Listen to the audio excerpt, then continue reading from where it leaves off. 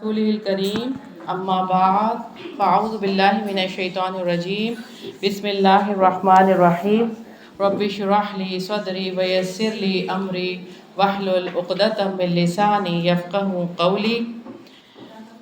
اللہ رب العزت کے پاک نام سے سورۃ النور کا آغاز کرتے ہیں۔ سورہ نور مدنی سورت ہے، 9 رکوع اور 64 آیات ہیں۔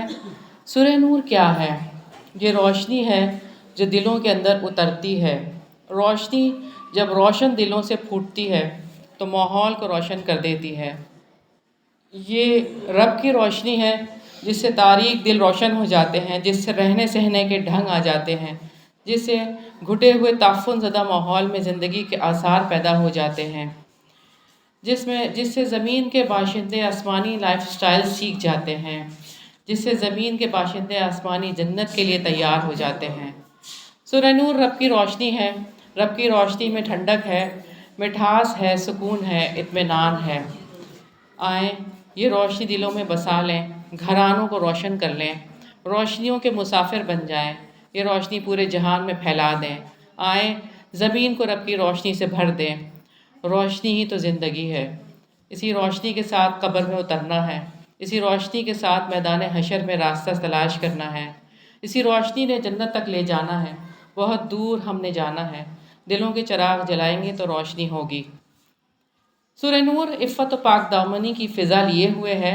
اس میں انس اور طمانینت کا گہرا یقین ہے۔ حارث بن مضرب کی روایت ہے کہ سیدنا عمر بن خطاب رضی اللہ عنہ نے لکھا کہ سورۃ النساء، سورہ احزاب اور سورہ نور، ان سورتوں کی تم تعلیم حاصل کرو۔ سیدہ عائشہ رضی اللہ عنہ سے اس سورت کی تعلیم کے بارے میں نصیحت ملتی ہے کہ یہ سورہ خواتین کو ضرور سکھائیں۔ الحمدللہ ہم بیٹھے ہیں سیکھنے کے لیے۔ یہ سورہ معاشرتی تربیت کرتی ہے اور یہ سورہ واضح کرتی ہے کہ اسلام کیسی معاشرت سکھاتا ہے، کن حدود و قیود کا خیال رکھنے کا حکم دیتا ہے۔ اگر ہم پورے سورت کے محور و مرکز کو دیکھیں تو تربیت ہے۔ پہلے لفظ سے لے کر آخری حصے تک پوری سورت میں ہمارے لیے اللہ تعالیٰ کی جانب سے رہنمائی ہے۔ اس صورت میں خود اللہ تعالیٰ کی ذات کے حوالے سے بہت بڑی رہنمائی ہے۔ اللہ نور السماوات والارض، اللہ تعالیٰ آسمانوں اور زمین کا نور ہے۔ اللہ تعالیٰ نے اپنی ذات کی مثال دی، کفر کی مثال دی۔ اللہ تعالیٰ نے یہ واضح فرمایا کہ کس طرح سے کوئی اللہ تعالیٰ کے نور کو سیکھ سکتا ہے، کیسے اس کے لیے کسی بھی سوسائٹی میں مساجد اور دینی مراکز اپنا کردار ادا کرتے ہیں، اس کے لیے لوگوں کی ذمہ داریاں کیا ہیں۔ اس صورت میں ان سب کا تذکرہ ہے۔ اللہ تعالیٰ کی یاد کی زندگی میں کیا اہمیت ہے۔ معاشرتی زندگی کی اساس جس عفت و پاک دامنی پر ہے، اس کے قیام کے لیے، اس کی بقا کے لیے اللہ تعالیٰ نے خاص سزاؤں کا اعلان کیا، جیسے زنا کی سزا ہے۔ اگر کوئی کسی پر ناجائز بہتان لگاتا ہے تو اس بہتان کی کیا سزا ہوگی۔ دنیا کی عظیم ترین خواتین اور جنت کی سردار خواتین میں سے ایک سیدہ عائشہ رضی اللہ عنہ پر لگنے والے الزام کا تذکرہ بھی اسی صورت میں موجود ہے۔ اس واقعے کے ذریعے سے پوری سوسائٹی پر یہ واضح کیا گیا کہ اسکینڈلز کس طرح سے پاک معاشرے کا حلیہ بگاڑ دیتے ہیں۔ وہ معاشرہ جس کے افراد کی تربیت اللہ تعالیٰ کے نبی نے کی، اگر اس معاشرے کے اندر اسکینڈل سے اتنی گہری تبدیلی آ سکتی ہے تو دوسرے معاشروں کا کیا ہی کہنا۔ سورت میں سیدہ عائشہ رضی اللہ عنہ کی برات کا اظہار ہے۔ سورہ نور میں خواتین اور مردوں کے تعلقات کے دائرے کو الگ الگ کیا گیا۔ ایک ہی گھر کے اندر رہنے والے افراد کو بھی تخلیے کے حق کی حفاظت کرنے کی اور گھر میں داخلے کے وقت اجازت طلب کرنے کا حکم دیا گیا، اور دونوں کے درمیان یعنی کہ خواتین اور مردوں کے درمیان تعلقات کی حدود اور قیود کی وضاحت کی گئی۔ سورہ نور گھریلو زندگی کے آداب ہیں، اس میں معاشرتی زندگی کے آداب ہیں، جماعت اور قیادت کے آداب بھی سکھائے گئے ہیں، اور یہ بھی رہنمائی کی گئی ہے کہ جب مسلمان ایک جماعت کی صورت میں کام کر رہے ہوں تو اپنی قیادت کے ساتھ ان کا برتاؤ کیا ہونا چاہیے، اور وہ اجازت کے ساتھ کسی مجلس میں آئیں اور اجازت کے ساتھ ہی وہاں سے جائیں۔ تو ہم آغاز کرتے ہیں۔ رکوع نمبر 7 ہے، زانی اور اسلامی سوسائٹی کے درمیان کوئی رابطہ نہیں رہتا۔ اس رکوع کے مین پوائنٹس ہیں: حد زنا، زانی کی مسلمان معاشرے میں حیثیت، حد قذف، جس پر حد قذف لگ جائے اس کی اسلامی معاشرے میں حیثیت، حد لعان، تعلق باللہ۔ بسم اللہ الرحمن الرحیم۔ اللہ تعالیٰ نے اس صورت کو فرض کیا، حلال کا حکم دیا اور حرام سے روکا۔ یہ صورت یہ ایک صورت ہے، سورۃ انزلناہا وفرضناہا وانزلنا فیہا آیات بینات لعلکم تذکرون۔ یہ ایک صورت ہے جسے ہم نے نازل کیا ہے اور ہم نے اسے فرض کیا ہے اور ہم نے اس میں واضح آیات نازل کی ہیں تاکہ تم نصیحت حاصل کرو۔ الزانیۃ والزانی فاجلدوا کل واحد منہا مئۃ جلدہ۔ زانیہ عورت اور زانی مرد دونوں میں سے ہر ایک کو تم 100 کوڑے مارو، اور ان دونوں کے بارے میں اللہ تعالیٰ کے دین میں نرمی تمہیں دامن گیر نہ ہو، اگر تم اللہ تعالیٰ اور آخرت کے دن پر ایمان رکھتے ہو، اور ان دونوں کی سزا کے وقت اہل ایمان کا ایک گروہ ضرور موجود رہے۔ حد زنا، زانی مرد اور زانیہ عورت ہر ایک کو 100 کوڑے مارے جائیں۔ ان پر ترس نہ کھاؤ اگر تم اللہ تعالیٰ اور آخرت کے دن پر ایمان رکھتے ہو، سزا دیتے وقت اہل ایمان کا گروہ موجود رہے۔ تو یہاں ہم دیکھتے ہیں کہ زانی اور زانیہ اگر غیر شادی شدہ آزاد بالغ اور عاقل ہوں گے تو انہیں 100 کوڑے لگائے جائیں گے، اور جمہور علماء کے نزدیک 1 سال کے لیے شہر بدر کر دیے جائیں گے۔ اگر وہ دونوں غلام اور باندی ہوں گے تو ان میں سے ہر ایک کو 50 کوڑے لگائے جائیں گے۔ زانی اور زانیہ اگر آزاد بالغ عاقل اور شادی شدہ ہوں گے تو انہیں رجم کر دیا جائے گا۔ رجم کرنے کا مطلب کہ ایک گڑھا کھدوایا جائے گا، گڑھے میں انہیں کھڑا کر کے ان کے اوپر سب پتھر ماریں گے اور پتھر کھا کر وہ مر جائیں، یعنی اس وقت تک پتھر مارے جائیں گے جب تک کہ وہ مر نہ جائیں۔ استغفر اللہ۔ زنا کی سزا کے حوالے سے ہم دیکھتے ہیں سیدنا ابو ہریرہ رضی اللہ عنہ بیان کرتے ہیں کہ رسول اللہ صلی اللہ علیہ وآلہ وسلم نے اس شخص کے بارے میں جو غیر شادی شدہ ہو اور زنا کرے یہ فیصلہ کیا کہ اس کو 1 سال کے لیے جلا وطن کر دیا جائے اور حد لگائی جائے، یعنی حد 100 کوڑے ہیں۔ سیدنا بریدہ رضی اللہ عنہ فرماتے ہیں کہ معاذ بن مالک اسلمی رضی اللہ عنہ رسول اللہ صلی اللہ علیہ وسلم کے پاس آئے اور کہنے لگے، اے اللہ تعالیٰ کے رسول، میں نے اپنی جان پر ظلم کیا کہ میں زنا کر بیٹھا، اب میں چاہتا ہوں کہ آپ مجھے پاک فرما دیں۔ آپ صلی اللہ علیہ وسلم نے ان کو واپس کر دیا۔ جب دوسرا دن ہوا تو وہ پھر آئے اور کہنے لگے، اے اللہ کے رسول، میں نے زنا کیا ہے۔ آپ صلی اللہ علیہ وسلم نے پھر ان کو واپس کر دیا۔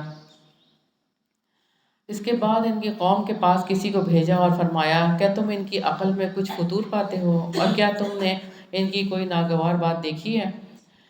انہوں نے کہا، ہم نے تو کوئی فطور نہیں دیکھا اور جہاں تک ہم سمجھتے ہیں یہ ہمارے لیے اچھے لوگوں میں شمار ہوتے ہیں۔ پھر تیسری بار معاذ آئے، آپ صلی اللہ علیہ وسلم نے ان کی قوم کے پاس پھر کسی کو بھیجا اور انہوں نے پھر یہی کہا کہ ان کو کوئی بیماری نہیں اور نہ ان کی عقل میں کچھ فطور ہے۔ چنانچہ جب چوتھی بار وہ آئے تو آپ نے ایک گڑھا ان کے لیے کھدوایا، پھر حکم دیا تو وہ رجم کر دیے گئے۔ یہ اس سوسائٹی کا واقعہ ہے جس کے افراد کی تربیت نبی پاک صلی اللہ علیہ وسلم کے ہاتھوں ہوئی۔ اگرچہ زنا کا واقعہ انتہائی افسوسناک ہے اور اتنے تربیت یافتہ لوگوں سے یہ توقع نہیں کی جا سکتی، لیکن اس سے ہمیں یہ پتہ چلتا ہے کہ انسان تربیت کے کسی مقام پر بھی ہو، یہ غلطی کسی سے بھی ہو سکتی ہے۔ چاہے کوئی باجماعت 5 وقت نمازیں پڑھنے والا ہو، روزے رکھنے والا ہو، زکوٰۃ دیتا ہو، صدقہ خیرات کرتا ہو، چاہے وہ اپنی پاکیزگی کے لیے کتنے ہی اقدامات کرتا ہو، یہ غلطی ہو سکتی ہے، چاہے وہ مسجد کا امام ہی کیوں نہ ہو۔ اس واقعے سے ہمیں یہ بھی پتہ چلتا ہے کہ نبی صلی اللہ علیہ وسلم کے دور کے لوگوں کو اپنی پاکیزگی اپنی زندگی سے زیادہ عزیز ہو گئی تھی۔ ان سے گناہ ہوا، گناہ کا معاملہ اتنا زیادہ کہ دل پر اثر کر گیا، اپنے پاک ہونے کے لیے رجم ہونے کو قبول کر لیا۔ بہت بڑی بات ہے کہ اپنے آپ کو کوئی خود سزا کے لیے پیش کر دے۔ سوال یہ پیدا ہوتا ہے کہ اسلام زنا کی اتنی سخت سزا کیوں دیتا ہے؟ تو ہم دیکھتے ہیں کہ اللہ تعالیٰ نے مسلمانوں کو یہ حکم دیا کہ مسلم معاشرے کو بدکاری اور فحاشی سے پاک کرنے کے لیے سارے احکامات نافذ کریں جو اللہ رب العزت نے لازم کر دیے ہیں۔ مثال کے طور پر ہم دیکھتے ہیں کہ مردوں اور عورتوں کی مخلوط مجالس، یعنی ایک ساتھ مرد اور عورتیں نہ بیٹھیں کسی بھی مجلس میں، عورتوں کا بند سنور کر مردوں کے لیے سامنے آنا۔ عورتیں کب بنتی سنورتی ہیں؟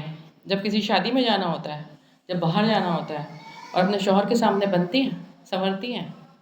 گھر میں رہتے ہوئے اس کو اچھا سمجھتی ہیں کہ اب میں شوہر کے لیے تیار ہو رہی ہوں۔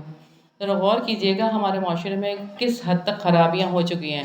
عورتوں کا مردوں کا دل لبھانے کے لیے مختلف طرح کے امور انجام دیں، بغیر اجازت داخلے پر پابندی عائد کی گئی، رشتہ دار میں نہیں بلکہ محرم اور نامحرم میں تمیز کی گئی، تاکہ کوئی قریبی رشتہ دار بھی ہو جس سے نکاح ہو سکتا ہے، اس کے ساتھ تنہائی اختیار نہیں کی جا سکتی اور بات کرتے ہوئے بھی اپنا دائرہ کا خیال رکھا جائے گا۔ یہ سارے اقدامات اس لیے کیے گئے تاکہ زنا کا راستہ روکا جائے، کیونکہ شیطان تو یہ چاہتا ہے کہ مسلمان معاشروں میں فحاشی پھیلے، مسلمانوں کی نسلیں خراب ہوں، معاشرے میں ناجائز بچے وجود میں آئیں اور امت مسلمہ کی بنیاد جس پاک دامنی اور پاکیزگی پر ہے وہ ختم ہو جائے، جس طرح آج مغربی ممالک میں ہو رہا ہے۔ آپ سوچ نہیں سکتے کہ وہاں کے کیا حالات ہیں، وہاں کوئی پاک دامن نہیں ہے۔ ان حکومتوں نے لواطت اور زنا کو قانونی درجہ دے دیا ہے، جس کے نتیجے میں لاکھوں کی تعداد میں بن بیاہی مائیں اور ناجائز بچے پائے جاتے ہیں، اور ان کی تعداد بڑھتی چلی جا رہی ہے۔ لواطت کو جائز قرار دینے کی وجہ سے انسانوں کی فطرت دن بدن مسخ ہوتی جا رہی ہے۔ ظاہر میں چلتے پھرتے انسان ہیں اور اندر سے سوروں سے بھی بدتر ہیں۔ معاشرے کو اس وقت تک پاک نہیں کیا رکھا جا سکتا جب تک کہ خاص اصول و ضوابط نہ بنائے جائیں۔ اللہ تعالیٰ نے مردوں اور عورتوں کو مخصوص احکامات دیے ہیں، وہ اسی وجہ سے دیے ہیں تاکہ مسلمان معاشرہ پاکیزگی کی بنیاد پر قائم ہو جائے۔ ہم سب کو جائزہ لینے کی ضرورت ہے کہ معاشرتی احکامات کے بارے میں ہمارے دل رب کی بات قبول کرنے کے لیے تیار ہیں۔ اللہ تعالیٰ سب سے بڑا ہے۔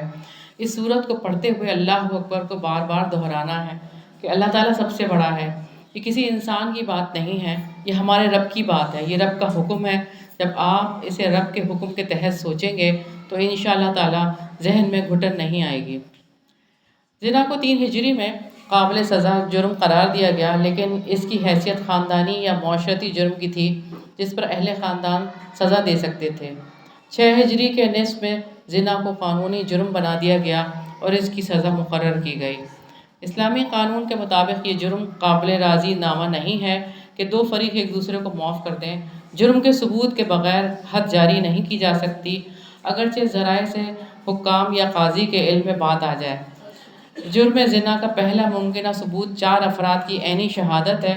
ثبوت کے لیے مجرم کا اپنا اقرار بھی کافی ہے، یعنی کوئی دیکھے گا اگر ایسی حالت میں وہ 4 لوگ ہونے چاہیے۔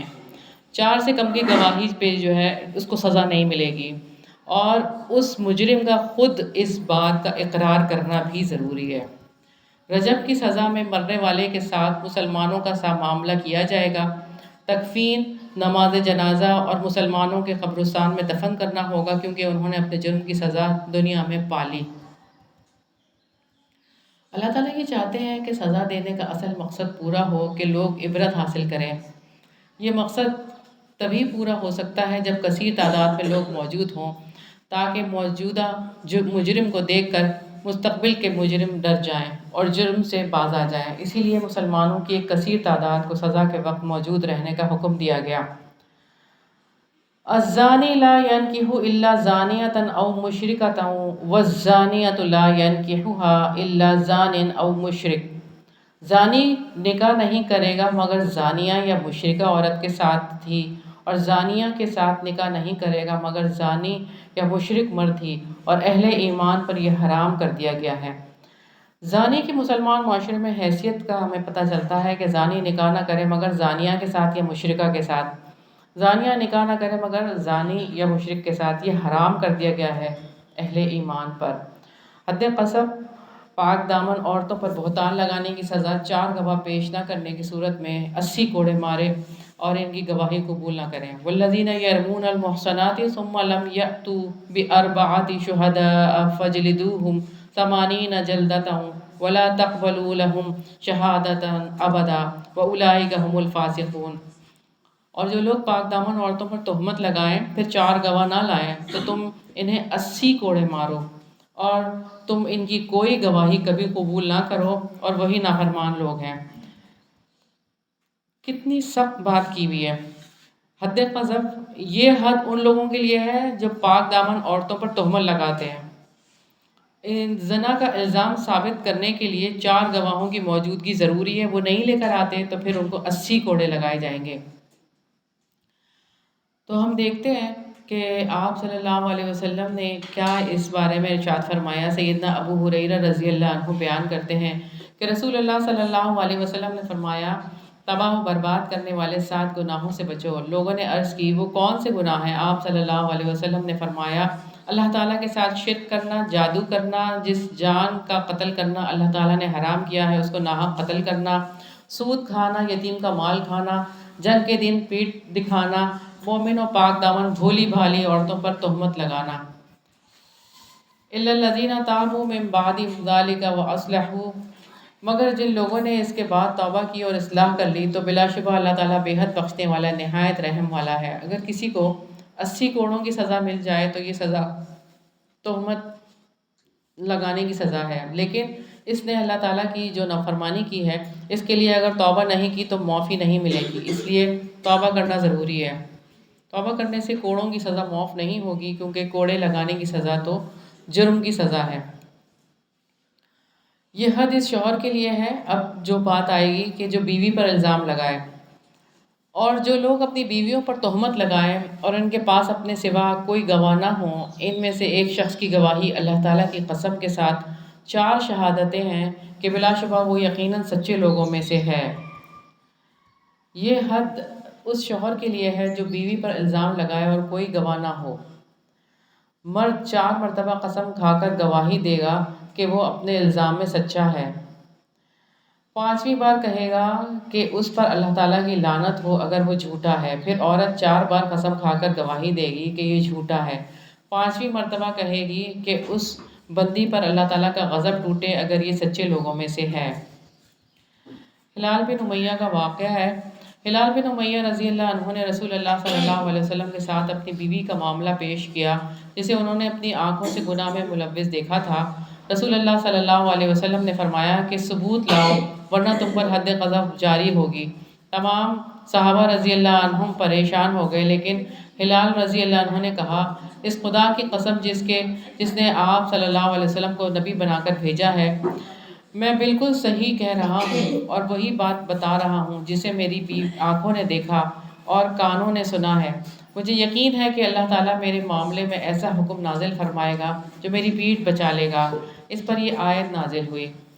لیان گھر بیٹھے آپس میں نہیں ہو سکتا، اس کے لیے عدالت جانا ضروری ہے۔ لیان کے مطالبے کا حق عورت کو بھی ہے۔ اگر عورت پر الزام لگایا جائے یا بچے کا نسب تسلیم نہ کیا جائے، اگر تہمت لگانے کے بعد شوہر پہلو تہی کر لے تو قید ہوگا۔ اگر تہمت لگانے کے بعد شوہر مان لے کہ وہ جھوٹا ہے تو اس پر حد قذف عائد ہوگی۔ اگر عورت لیان سے پہلو تہی کرے تو قید ہوگی جب تک کہ لیان نہ کرے یا زنا کا اقرار نہ کرے۔ عورت کے حاملہ ہونے کی صورت میں مرد بچے سے بری و ذمہ ہو جائے گا۔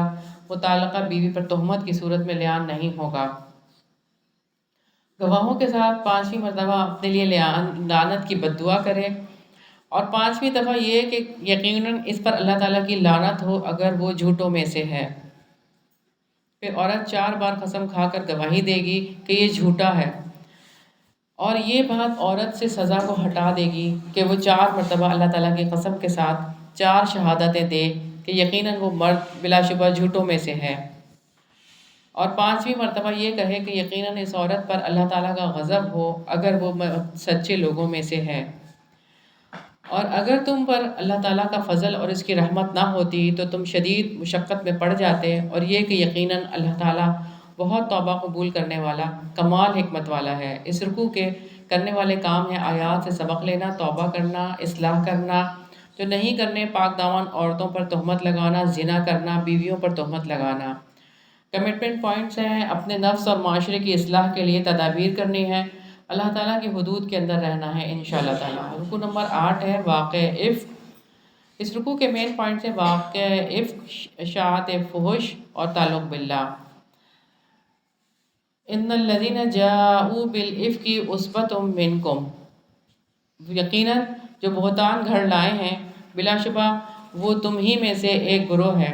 تم اسے اپنے لیے برا نہ سمجھو بلکہ وہ تمہارے لیے بہتر ہے۔ ان میں سے ہر آدمی کے لیے وہی ہے جو اس نے گناہ میں سے کمایا، اور ان میں سے جو اس کے بڑے حصے کا ذمہ دار بنا اس کے لیے بہت بڑا عذاب ہے۔ واقع عفق کے حوالے سے ہم دیکھتے ہیں کہ عفق کا مطلب کسی چیز کو الٹا کر دینا ہے۔ اس سے مراد واقع عفق ہے، اور جس میں منافقین نے سیدہ عائشہ رضی اللہ عنہ پر تہمت لگائی تھی، لیکن اللہ تعالیٰ نے سیدہ عائشہ رضی اللہ عنہ کی برات نازل کر دی اور ان کی پاک دامنی کو ساری انسانیت پر واضح کر دیا۔ اور پھر ہم دیکھتے ہیں کہ اللہ تعالیٰ نے اس واقعے کے حوالے سے یہ خاص وضاحت فرمائی کہ تم اسے اپنے لیے برا نہ سمجھو بلکہ وہ تمہارے لیے بہتر ہے۔ یہ غزوہ بنی مستلق یعنی مریسی سے واپسی کا ہے۔ افواہیں پھیلانے والوں میں عبداللہ بن ابی، زید بن رفاعہ جو یہودی کا بیٹا تھا، مصطح بن اساسہ رضی اللہ عنہ، حسان بن ثابت، یہ تو مومن تھے لیکن ان کے ایمان ذرا کمزور تھے، اور جو شاعر اسلام ہے، اور حمنہ بنت جہش رسول اللہ صلی اللہ علیہ وسلم کی پھوپھی زاد بہن، یہ لوگ بھی اس میں شامل ہو گئے تھے۔ ان میں سے عبداللہ بن ابی اور زید بن رفاعہ منافق تھے اور باقی تینوں خالص مسلمان تھے۔ غزوہ بنی مستلق سے جب رسول اللہ صلی اللہ علیہ وسلم واپس مدینہ آنے لگے تو ایک مقام پر پڑاؤ کیا۔ اس غزوہ میں آپ کے ساتھ ام المومنین عائشہ بنت ابی بکر رضی اللہ عنہا بھی تھیں، جو ایک ہودج میں سفر کرتی تھیں، اور چند مخصوص آدمی اس ہودج کو اونٹ پر لادنے اور اتارنے پر مقرر تھے۔ ایک چھوٹا سا کیبن آپ سمجھ لیں کہ وہ اونٹ کے اوپر رکھا جاتا تھا، پردہ لگا کے، ایک ڈبہ سا آپ سمجھ لیں، اس کے اندر وہ بیٹھتے تھے ازواج مطہرات، پردے کی اس سے خالی اونٹ پہ نہیں بیٹھا جاتا تھا۔ سیدہ عائشہ رضی اللہ عنہا لشکر کے روانگی سے کچھ پہلے لشکر سے باہر رفع حاجت کے لیے تشریف لے گئی۔ جب واپس ہوئی تو دیکھا کہ ان کے گلے کا ہار کہیں ٹوٹ کر گر گیا ہے۔ وہ دوبارہ اس ہار کی تلاش میں لشکر سے باہر چلی گئی اور واپس آنے میں کچھ دیر لگ گئی اور لشکر روانہ ہو گیا۔ آپ کا ہودج لادنے والوں نے خیال کیا کہ آپ اندر ہی تشریف فرما ہیں، کیونکہ اس وقت حضرت عائشہ کی عمر اتنی نہیں تھی، تھوڑی تھی، اور وزن بھی محسوس نہیں ہوتا تھا۔ انہوں نے ہودج لاد دیا اور پورا قافلہ منزل سے روانہ ہو گیا۔ آپ منزل پر واپس آئیں تو کوئی آدمی موجود نہیں تھا۔ تنہائی اور اندھیری رات سے سخت گھبرائیں اور اکیلا سفر کرنا بھی مشکل تھا، اس لیے آپ یہ سوچ کر لیٹ گئیں کہ جب اگلی منزل پر مجھے نہ پائیں گے تو میری تلاش میں ضرور یہاں آئیں گے۔ آپ لیٹی لیٹی سو گئیں۔ ایک صحابی صفوان بن معطل رضی اللہ عنہ ہمیشہ لشکر کے پیچھے اس خیال سے چلا کر آتے تھے کہ لشکر کا گرا ہوا سامان اٹھاتے چلیں۔ جب اس مقام پر پہنچے تو سیدہ عائشہ رضی اللہ عنہا کو دیکھا۔ چونکہ آپ آیت پردہ سے پہلے ام المومنین کو دیکھ چکے تھے تو پہچان گئے اور انا للہ و انا الیہ راجعون پڑھا۔ اس آواز سے سیدہ عائشہ رضی اللہ عنہا جاگ اٹھیں تو سیدنا صفوان رضی اللہ عنہ نے اپنے اونٹ کو ان کے قریب جا کر بٹھا دیا، جس پر آپ بغیر کوئی بات کیے سوار ہو گئیں، اور سیدنا صفوان رضی اللہ عنہ نے اونٹ کی مہار پکڑ کر پیدل چلتے ہوئے اگلی منزل پر رسول اللہ صلی اللہ علیہ وسلم کے پاس پہنچ گئے۔ اس واقعے کو بنیاد بنا کر کچھ لوگوں نے سیدہ عائشہ رضی اللہ عنہا پر بہتان لگایا، لیکن اللہ تعالیٰ نے وحی نازل کر کے سیدہ عائشہ رضی اللہ عنہا کی برات فرما دی۔ ان آیات میں آئندہ آنے والے مسلمان معاشروں کے لیے اللہ رب العزت کی جانب سے یہ طے کر دیا گیا کہ اس طرح کے کسی معاملے کو کوئی زبان پر نہیں لا سکے گا، کیونکہ اگر کوئی زبان پر لائے گا تو اسی 80 کوڑے کی سزا ہے۔ یہ سزا اس لیے رکھی تاکہ لوگ تذکرہ کرنے سے باز آ جائیں۔ تم نے بہتان تراشی کی باتیں سنی ہیں، تو اس حوالے سے ہم دیکھیں، جب تم نے اسے سنا تو مومن مرد اور مومن عورتوں نے اپنے آپ سے اچھا گمان کیوں نہ کیا، اور کیوں نہیں کہا کہ یہ کھلا بہتان ہے۔ اپنے آپ سے نیک گمان کرنے سے مراد یہ ہے کہ اپنے آپ کو سیدہ عائشہ رضی اللہ عنہا کی جگہ رکھ کر دیکھتے اور اس بہتان کی تردید کرتے۔ رسول اللہ صلی اللہ علیہ وسلم نے فرمایا، حسن ظن حسن عبادت میں سے ہے، تو ہر ایک کے لیے اچھا گمان کرنا چاہیے۔ سیدنا ابو ہریرہ رضی اللہ عنہ سے روایت ہے کہ نبی صلی اللہ علیہ وسلم نے فرمایا، اللہ تعالیٰ دنیا میں جس بندے کے عیب چھپاتا ہے، قیامت کے دن بھی اللہ تعالیٰ اس کے عیب چھپائے گا۔ دوسروں کے بارے میں دل کے اندر بدگمانی پالنے کی وجہ سے زبانوں پر بھی برائی آ جاتی ہے اور پورا معاشرہ برائی کا شکار ہو جاتا ہے۔ ہمارے ہاں تو اسکینڈلز کو مشہور کرنے کے لیے اخباروں کے خصوصی ایڈیشن چھپتے ہیں، ٹی وی پر ٹاک شوز ہوتے ہیں، اور ان کو پھیلانے کے لیے پورا سوشل میڈیا اپنا کام کرتا ہے۔ ہمارے یہاں کسی کی عزت کی کوئی پرواہ تھوڑی رکھی جاتی ہے۔ حالانکہ نبی پاک صلی اللہ علیہ وسلم نے خطبہ حجۃ الوداع کے دوران کیا فرمایا؟ بس تمہارا خون، تمہارے مال اور تمہاری عزت ایک دوسرے پر اسی طرح حرام ہے جیسے اس دن کی حرمت اس شہر اور اس مہینے کی حرمت ہے۔ تو 4 گواہوں کے بغیر اللہ تعالیٰ کے حکم کے مطابق وہ جھوٹے ہوں گے۔ لولا جاؤ علیہ باربعۃ شہداء، وہ اس پر 4 گواہ کیوں نہیں لائے؟ تو جب وہ گواہ نہیں لائے تو اللہ تعالیٰ کے نزدیک وہی جھوٹے ہیں۔ اور اگر تم پر دنیا اور آخرت میں اللہ تعالیٰ کا فضل اور اس کی رحمت نہ ہوتی تو یقیناً اس بات میں جس میں تم پڑ گئے تھے تمہیں ضرور بہت بڑا عذاب پہنچتا۔ اسلامی نقطہ نظر سے افواہ سازی اور اسکینڈلز بنانا جرم عظیم ہے۔ ان کو آگے پھیلانا عذاب عظیم کا باعث ہو سکتا ہے۔ سیدہ عائشہ کے بارے میں بغیر علم اور تحقیق کے بہتان کو پھیلا کر تمہاری زبانیں غلطی کر رہی تھیں۔ جب تم اسے اپنی زبانوں کے ساتھ ایک دوسرے سے لے رہے تھے اور اپنے منہوں سے وہ کہہ رہے تھے جس کا تمہیں کچھ بھی علم نہ تھا اور تم اسے معمولی سمجھ رہے تھے، حالانکہ وہ اللہ تعالیٰ کے نزدیک بہت بڑی بات تھی۔ سیدنا ابو موسیٰ رضی اللہ عنہ بیان کرتے ہیں کہ صحابہ نے رسول اللہ صلی اللہ علیہ وسلم سے سوال کیا، کون سا اسلام بہتر اور افضل ہے، یعنی مسلمان؟ آپ نے فرمایا، وہ جس کی زبان اور ہاتھ سے دوسرے مسلمان محفوظ ہوں۔ زبان غیبت کرتی ہے، الزام تراشی کرتی ہے، زبان کردار کی دھجیاں اڑاتی ہے۔ اللہ تعالیٰ ہمیں زبان کی حفاظت کی توفیق عطا فرمائے۔ ایک زبان کا کہا ہوا نسلوں کو بھگتنا پڑتا ہے، آپ کو پتہ ہے نا۔ واقع عف کی بات ہم دیکھتے ہیں، جنہوں نے بہتان گھڑا تمہارے اندر کی ایک جماعت ہے، اس واقعے کو اپنے لیے شر نہیں خیر سمجھو، تمہارے لیے بہتر ہے۔ جس نے جتنا حصہ لیا اس نے اتنا گناہ سمیٹا، جس نے بڑی ذمہ داری لی اس کے لیے بڑا عذاب ہے۔ جس وقت تم نے سنا کیوں نہ اچھا گمان کیا، کیوں نہ کہا کہ یہ کھلا بہتان ہے۔ الزام کے لیے 4 گواہ نہیں لائے، اس لیے یہ جھوٹے ہیں۔ تمہاری زبانیں غلطی کر رہی تھیں جب جھوٹ پھیلا رہی تھیں، لہٰذا ہمیں بھی اس کا سبق لینا چاہیے۔ مسلمانوں سے یہ مطالبہ کیا گیا کہ سنتے ہی کہہ دیتے کہ یہ بہتان عظیم ہے۔ وَلَوْلَا إِذْ سَمِعْتُمُوهُ قُلْتُمْ مَا يَكُونُ لَنَا أَن نَّتَكَلَّمَ بِهَذَا سُبْحَانَكَ هَذَا بُهْتَانٌ عَظِيمٌ، اور ایسا کیوں نہ ہوا کہ جو ہی تم نے اسے سنا تو کہہ دیا ہوتا کہ ہمارے لیے مناسب نہیں کہ ہم اس کے ساتھ کلام کریں، تو پاک ہے، یہ بہت بڑا بہتان ہے۔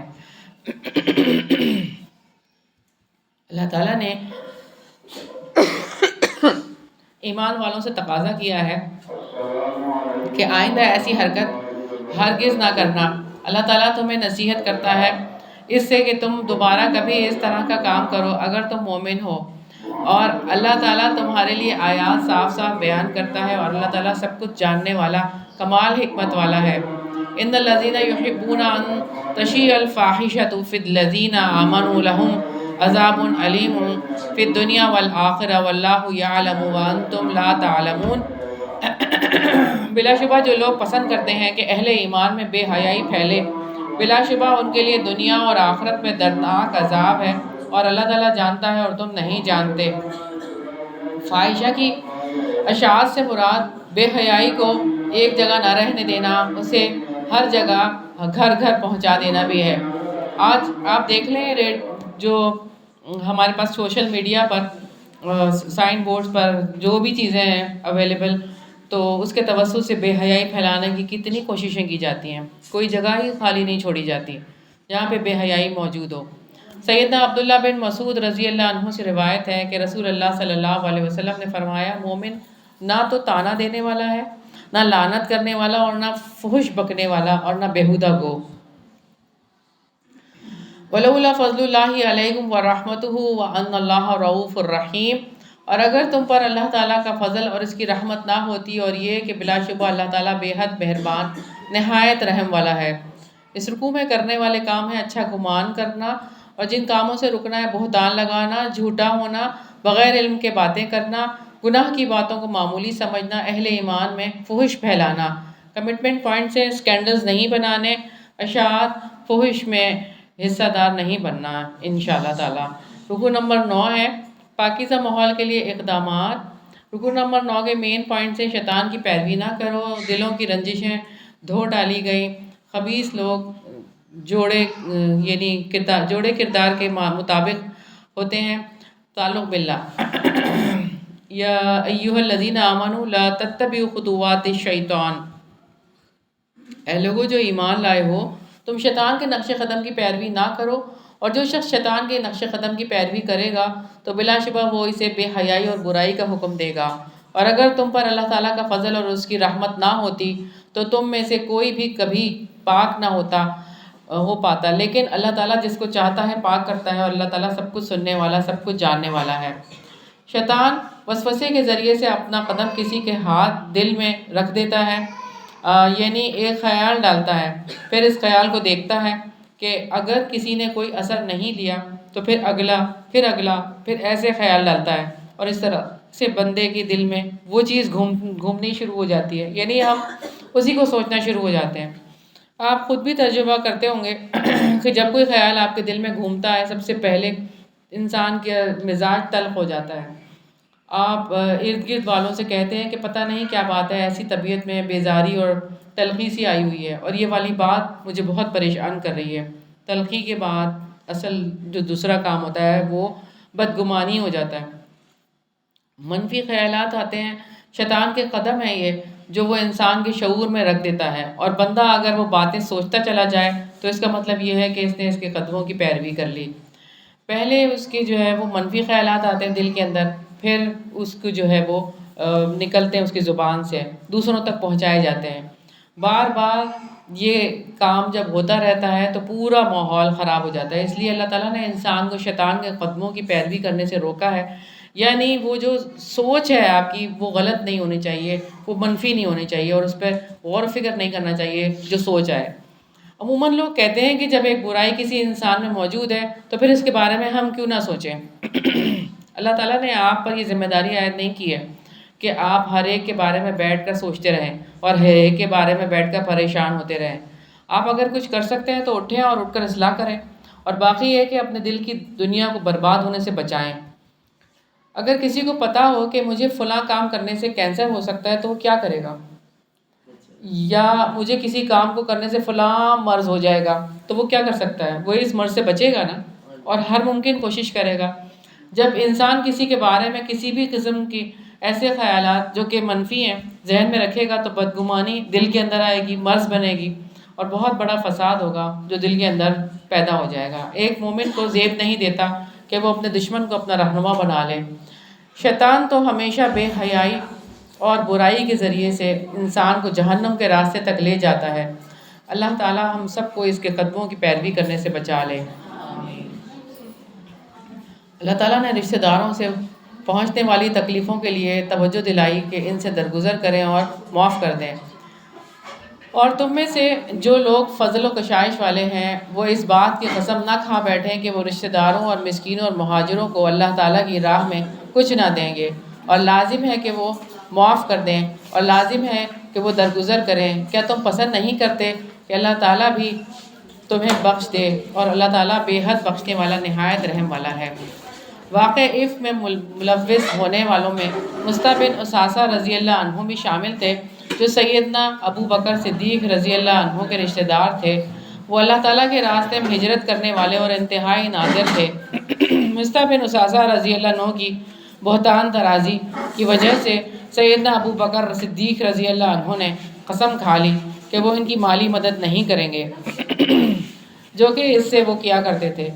اس پر یہ آیت کریمہ نازل ہوئی جس میں اللہ تعالیٰ نے ان کو ایسی قسم کھانے سے روکا اور انہیں عفو درگزر کی ترغیب دلائی۔ پاک دامن عورتوں پر تہمت لگانے والوں پر دنیا اور آخرت میں لعنت کی گئی۔ ان الذین یرمون المحصنات الغافلات المؤمنات لعنوا فی الدنیا والآخرہ ولہم عذاب عظیم۔ جو لوگ پاک دامن بے خبر مومن عورتوں پر تہمت لگاتے ہیں، یقیناً ان پر دنیا اور آخرت میں لعنت کی گئی ہے، اور ان کے لیے بہت بڑا عذاب ہے۔ اس دن جب ان کی زبانیں اور ان کے ہاتھ اور ان کے پاؤں ان کے اپنے ہی خلاف گواہی دیں گے جو کام بھی وہ کیا کرتے تھے۔ انسان جس وقت غلط باتیں کرتا ہے تو اس وقت یہ نہیں سوچتا کہ زبان سے نکلے ہوئے الفاظ براہ راست رب تک پہنچ رہے ہیں۔ اگر اس کے دل میں ایک لمحے کے لیے یہ بات آئے تو وہ بات کرنے سے رک جائے گا۔ اللہ تعالیٰ قیامت کے دن ہر ایک کو اس کے اعمال کی پوری پوری جزا دے گا۔ یومئذ یوفیہم اللہ دینہم الحق ویعلمون ان اللہ هو الحق المبین۔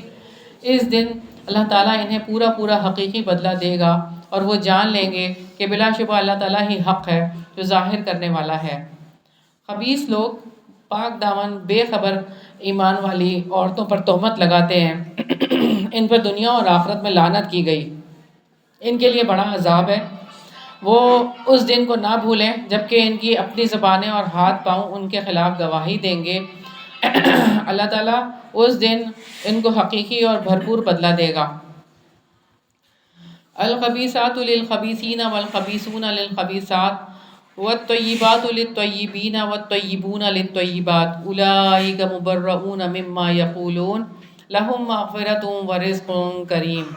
خبیث عورتیں خبیث مردوں کے لیے ہیں اور خبیث مرد خبیث عورتوں کے لیے ہیں، اور پاکیزہ عورتیں پاکیزہ مردوں کے لیے ہیں اور پاکیزہ مرد پاکیزہ عورتوں کے لیے ہیں۔ یہ لوگ ان باتوں سے بری کیے ہوئے ہیں جو لوگ کہتے ہیں ان کے لیے مغفرت اور باعزت رزق ہے۔ عام طور پر جب ہمارے یہاں رشتے ہوتے ہیں تو یہ بات پیش نظر نہیں رکھی جاتی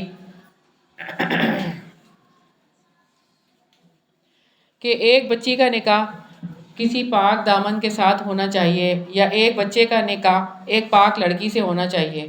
آج پاکیزگی کو سب سے پہلے کون دیکھتا ہے؟ آج کون ہے جو کسی کوئی پاک دامن ہونے کو ترجیح دے؟ نبی صلی اللہ علیہ وسلم نے فرمایا عورت سے نکاح 4 چیزوں کی بنیاد پر کیا جاتا ہے، اس کے مال کی وجہ سے اور اس کے خاندانی شرف کی وجہ سے اور اس کی خوبصورتی کی وجہ سے، اس کے دین کی وجہ سے۔ تو دیندار عورت سے نکاح کر کے کامیابی حاصل کر، اگر ایسا نہ کرے تو تیرے ہاتھوں کو مٹی لگے گی، یعنی آخر میں تمہیں ندامت ہوگی۔ ہمیں آئندہ کے لیے ارادہ کرنے کی ضرورت ہے کہ انشاءاللہ تعالی رسول اللہ صلی اللہ علیہ وسلم کی اس حدیث پر عمل پیرا ہونا ہے۔ رشتہ داری کی بنیاد پر اس کی بنیاد پر کرنی ہے اور اللہ رب العزت کے اس حکم کی پابندی کرنی ہے کہ پاک لوگ پاک لوگوں کے لیے ہیں اور ناپاک لوگ ناپاک لوگوں کے لیے ہیں۔ اس رکوع میں کرنے والے کام ہیں شیطان کے قدموں کی پیروی نہ کرنا، معاف کرنا، درگزر کرنا، اور جو کام نہیں کرنے بے حیائی کرنا، برائی کرنا، پاک دامن عورتوں پر تہمت لگانا، کمٹمنٹ پوائنٹ سے شیطان کی پرواہ نہیں کرنی، اس کی اکساہٹوں سے بچنے کے لیے اللہ تعالیٰ سے دعا کرنی ہے، شیطان کی اکساہٹ پر غافل نہیں ہونا، لبیک لبیک نہیں کہنا شیطان کی بات پر، انشاءاللہ تعالیٰ اللہ کی بات پر لبیک کہنا ہے۔ رکوع نمبر 10 ہے معاشرے کی پاکیزگی کے اصول۔ اس رکوع کے مین پوائنٹ سے گھروں میں داخل ہونے کے اصول، مرد معاشرے میں کیسے رہیں، عورتیں معاشرے میں کیسے رہیں، غیر شدہ شادی شدہ افراد کا کیا کیا جائے گا، توبہ، تعلق باللہ، اپنے گھروں کے سوا کسی کے گھر میں داخل ہونے سے پہلے اجازت حاصل کر لو، یعنی سلام کر کے جاؤ۔ یا ایھا الذین آمنوا لا تدخلوا بیوتا غیر بیوتکم حتی تستأنسوا وتسلموا علی اہلها ذالکم خیر لکم لعلکم تذکرون۔ اے لوگو جو ایمان لائے ہو، اپنے گھروں کے سوا دوسرے گھروں میں داخل نہ ہوا کرو یہاں تک کہ تم انس معلوم کر لو، اور اس کے رہنے والوں پر سلام بھیج دو، تمہارے لیے یہی بہتر ہے تاکہ تم نصیحت حاصل کرو۔ نبی صلی اللہ علیہ وسلم نے فرمایا کسی کے گھر میں داخل ہونے سے پہلے کہو السلام علیکم اور پھر پوچھو کیا میں اندر آ جاؤں۔ ایک مرتبہ آپ صلی اللہ علیہ وسلم سیدنا سعد بن عبادہ رضی اللہ عنہ کے ہاں گئے، السلام علیکم ورحمۃ اللہ کہہ کر 2 مرتبہ اجازت طلب کی مگر جواب نہ آیا۔ تیسری مرتبہ اجازت طلب کرنے پر جواب نہ آیا تو آپ صلی اللہ علیہ وسلم لوٹ آئے۔ سیدنا سعد رضی اللہ عنہ دوڑے آئے اور کہا کہ میں آواز سن رہا تھا مگر میرا یہ دل چاہتا تھا کہ آپ صلی اللہ علیہ وسلم کی زبان سے جتنی بار میرے لیے سلام اور رحمت کی دعا نکلے اچھا ہے، اس لیے میں آہستہ آہستہ جواب دیتا رہا۔ رسول اللہ صلی اللہ علیہ وسلم اجازت طلب کرتے وقت دائیں یا بائیں جانب کھڑے ہوتے تاکہ ایک دم سامنا نہ ہو جس میں بے پردگی کا امکان رہتا ہے۔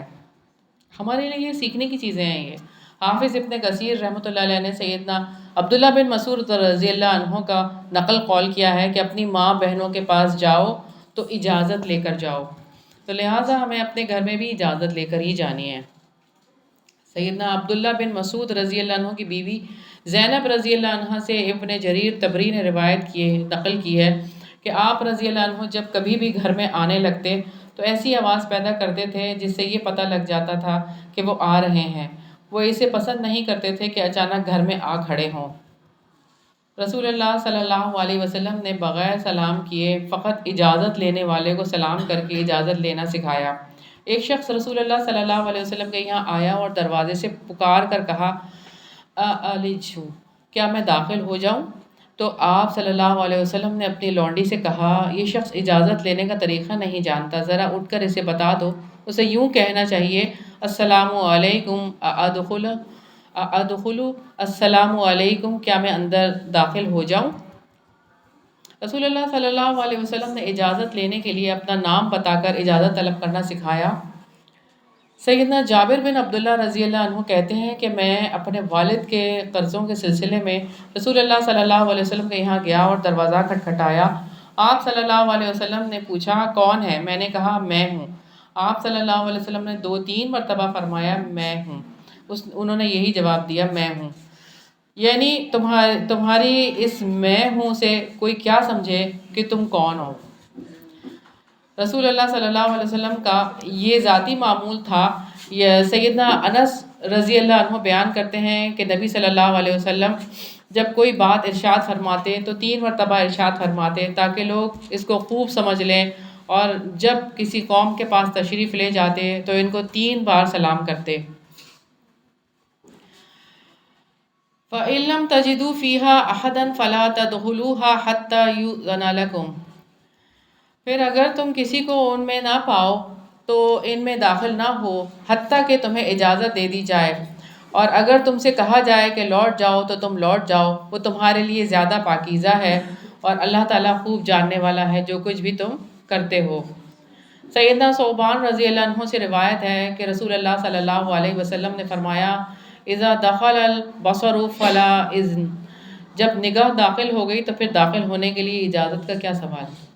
یعنی جب اندر جھانک جھانک کے دیکھ رہے ہیں گھر میں داخل ہونے سے پہلے ہی، تو پھر اجازت کیا لے رہے ہیں آپ؟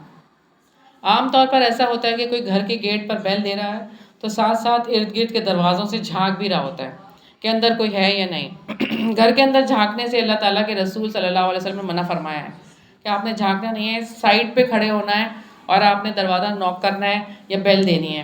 صحیحین میں ہے کہ رسول اللہ صلی اللہ علیہ وسلم نے فرمایا اگر کوئی بغیر اجازت آپ کے گھر میں جھانکے اور آپ اس پر پتھر پھینک دو اور اس کی آنکھ پھوٹ جائے تو اس میں کوئی حرج کی بات نہیں ہے، یعنی اس کا کوئی بدلہ نہیں لیا جائے گا کیونکہ اس نے بغیر اجازت کسی کے گھر میں جھانکا۔ فقہاء نے نظر کے حکم میں سماعت کو بھی شامل کیا ہے، مثلا اندھا شخص بغیر اجازت آئے تو اس کی نگاہ نہیں پڑے گی مگر اس کے کان تو گھر والوں کی باتوں میں لگے ہوئے ہوں گے، تو بغیر اجازت کے باتیں سن لیں گے۔ یہ بھی تخلیے کے حق کو پامال کرنے والی چیز ہے۔ تم پر کوئی گناہ نہیں کہ تم ایسے گھروں میں داخل ہو جاؤ جن میں رہائش نہیں رکھی گئی، جن میں تمہارے فائدے کی کوئی چیز ہو، اور اللہ تعالیٰ جانتا ہے جو کچھ تم ظاہر کرتے ہو جو کچھ تم چھپاتے ہو۔ تو یہاں پر غیر مسکونہ سے مراد ہے کہ پبلک سپاٹس ہیں، کامن پلیسز ہیں، یعنی مسافر خانے، دکانیں، یہ ہوٹل وغیرہ، سرائے وغیرہ، یہاں پر لوگوں کا بلا اجازت داخل ہونا جائز ہے۔ عجیب بات ہے، ہمارے یہاں فیس بک ہے، وہاں پر ہر ایک کو آنے کی اجازت ہے، اس کی وال پر جو چیز چاہے آ کر لکھ دے، اور ہر کوئی اپنی پوری فیملی کے ساتھ فیس بک میں گویا چوک پہ بیٹھا ہے۔ فیس بک پر اپنی فیملی کی تصاویر لگانے کے معاملے میں پہلے تو لوگ تھوڑا بہت احتیاط کرتے تھے، اب تو شوہر اور بیوی کے آپس کے نجی معاملات، بیڈ روم کے اندر کی سیلفیز کی وجہ سے فیس بک کے ذریعے ہر ایک کے پاس پہنچ رہی ہیں، اور کسی کو اس کے بارے میں کوئی پرواہ نہیں ہوتی۔ ضمناً یہ بات اس لیے سامنے رکھی ہے کہ مسلمانوں کو غیر مسلموں سے الگ رویہ اختیار کرنا چاہیے، انہیں اللہ تعالیٰ کے احکامات کی پابندی کرنی چاہیے، اس کو اسلام کو پھیلانے کا ذریعہ بنانا چاہیے۔ اپنے گھروں کے سوا کسی کے گھر میں داخل ہونے سے پہلے اجازت حاصل کرنے کی بات ہے اور سلام بھیجنے کی بات ہے۔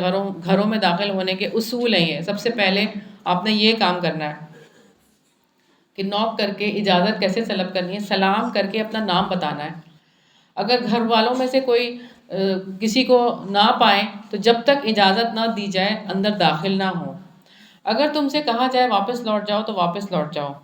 ایسے گھروں میں داخل ہو سکتے ہیں جہاں فائدے کی چیزیں ہوں، مثلاً جو ہے سب کے آنے جانے کی جگہ ہے۔ مرد معاشرے میں کیسے رہیں، نیچی نگاہیں رکھیں، شرمگاہوں کی حفاظت کریں۔ قُل لِّلْمُؤْمِنِينَ يَغُضُّوا مِنْ أَبْصَارِهِمْ وَيَحْفَظُوا فُرُوجَهُمْ ذَلِكَ أَزْكَىٰ لَكُمْ إِنَّ اللَّهَ خَبِيرٌ بِمَا يَصْنَعُونَ۔ آپ مومن مردوں سے کہہ دیں کہ وہ اپنی نگاہیں نیچی رکھیں اور اپنی شرمگاہوں کی حفاظت کریں، یہ ان کے لیے زیادہ پاکیزہ ہے۔ یقیناً اللہ تعالیٰ اس سے پوری طرح باخبر ہے جو کچھ وہ کرتے ہیں۔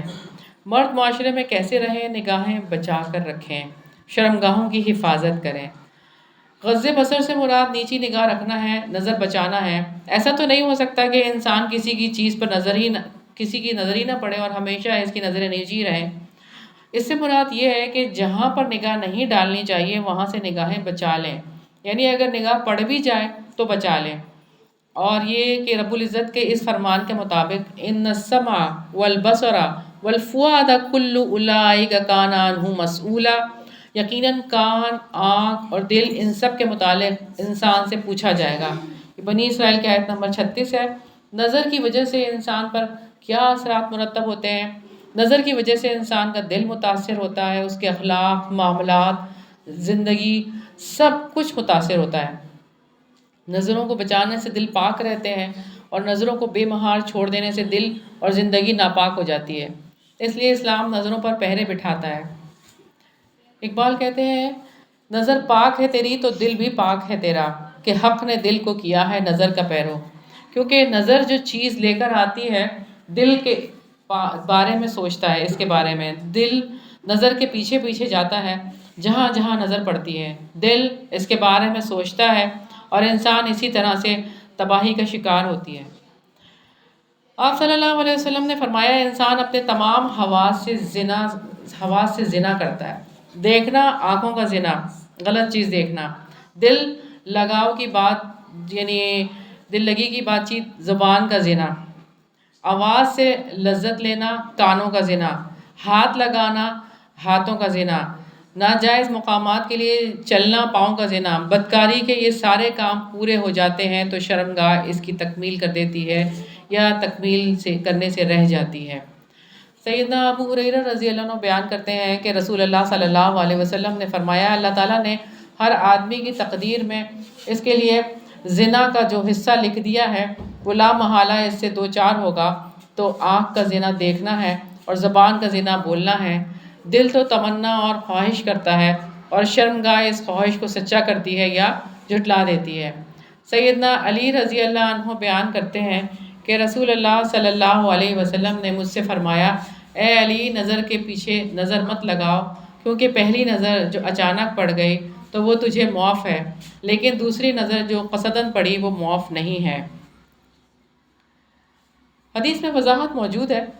آج سوسائٹی میں یہ تو نہیں ہو سکتا کہ نظریں ہمیشہ بالکل زمین کی طرف رکھیں، آپ سہولت کے ساتھ ادھر ادھر دیکھ سکتے ہیں، لیکن جب بھی مرد کی کسی خاتون پر نظر پڑے تو وہ نظر بچا لے، بس ایک نظر پڑ گئی ہے آگے مسلسل نظر لگانے والا معاملہ نہ کریں۔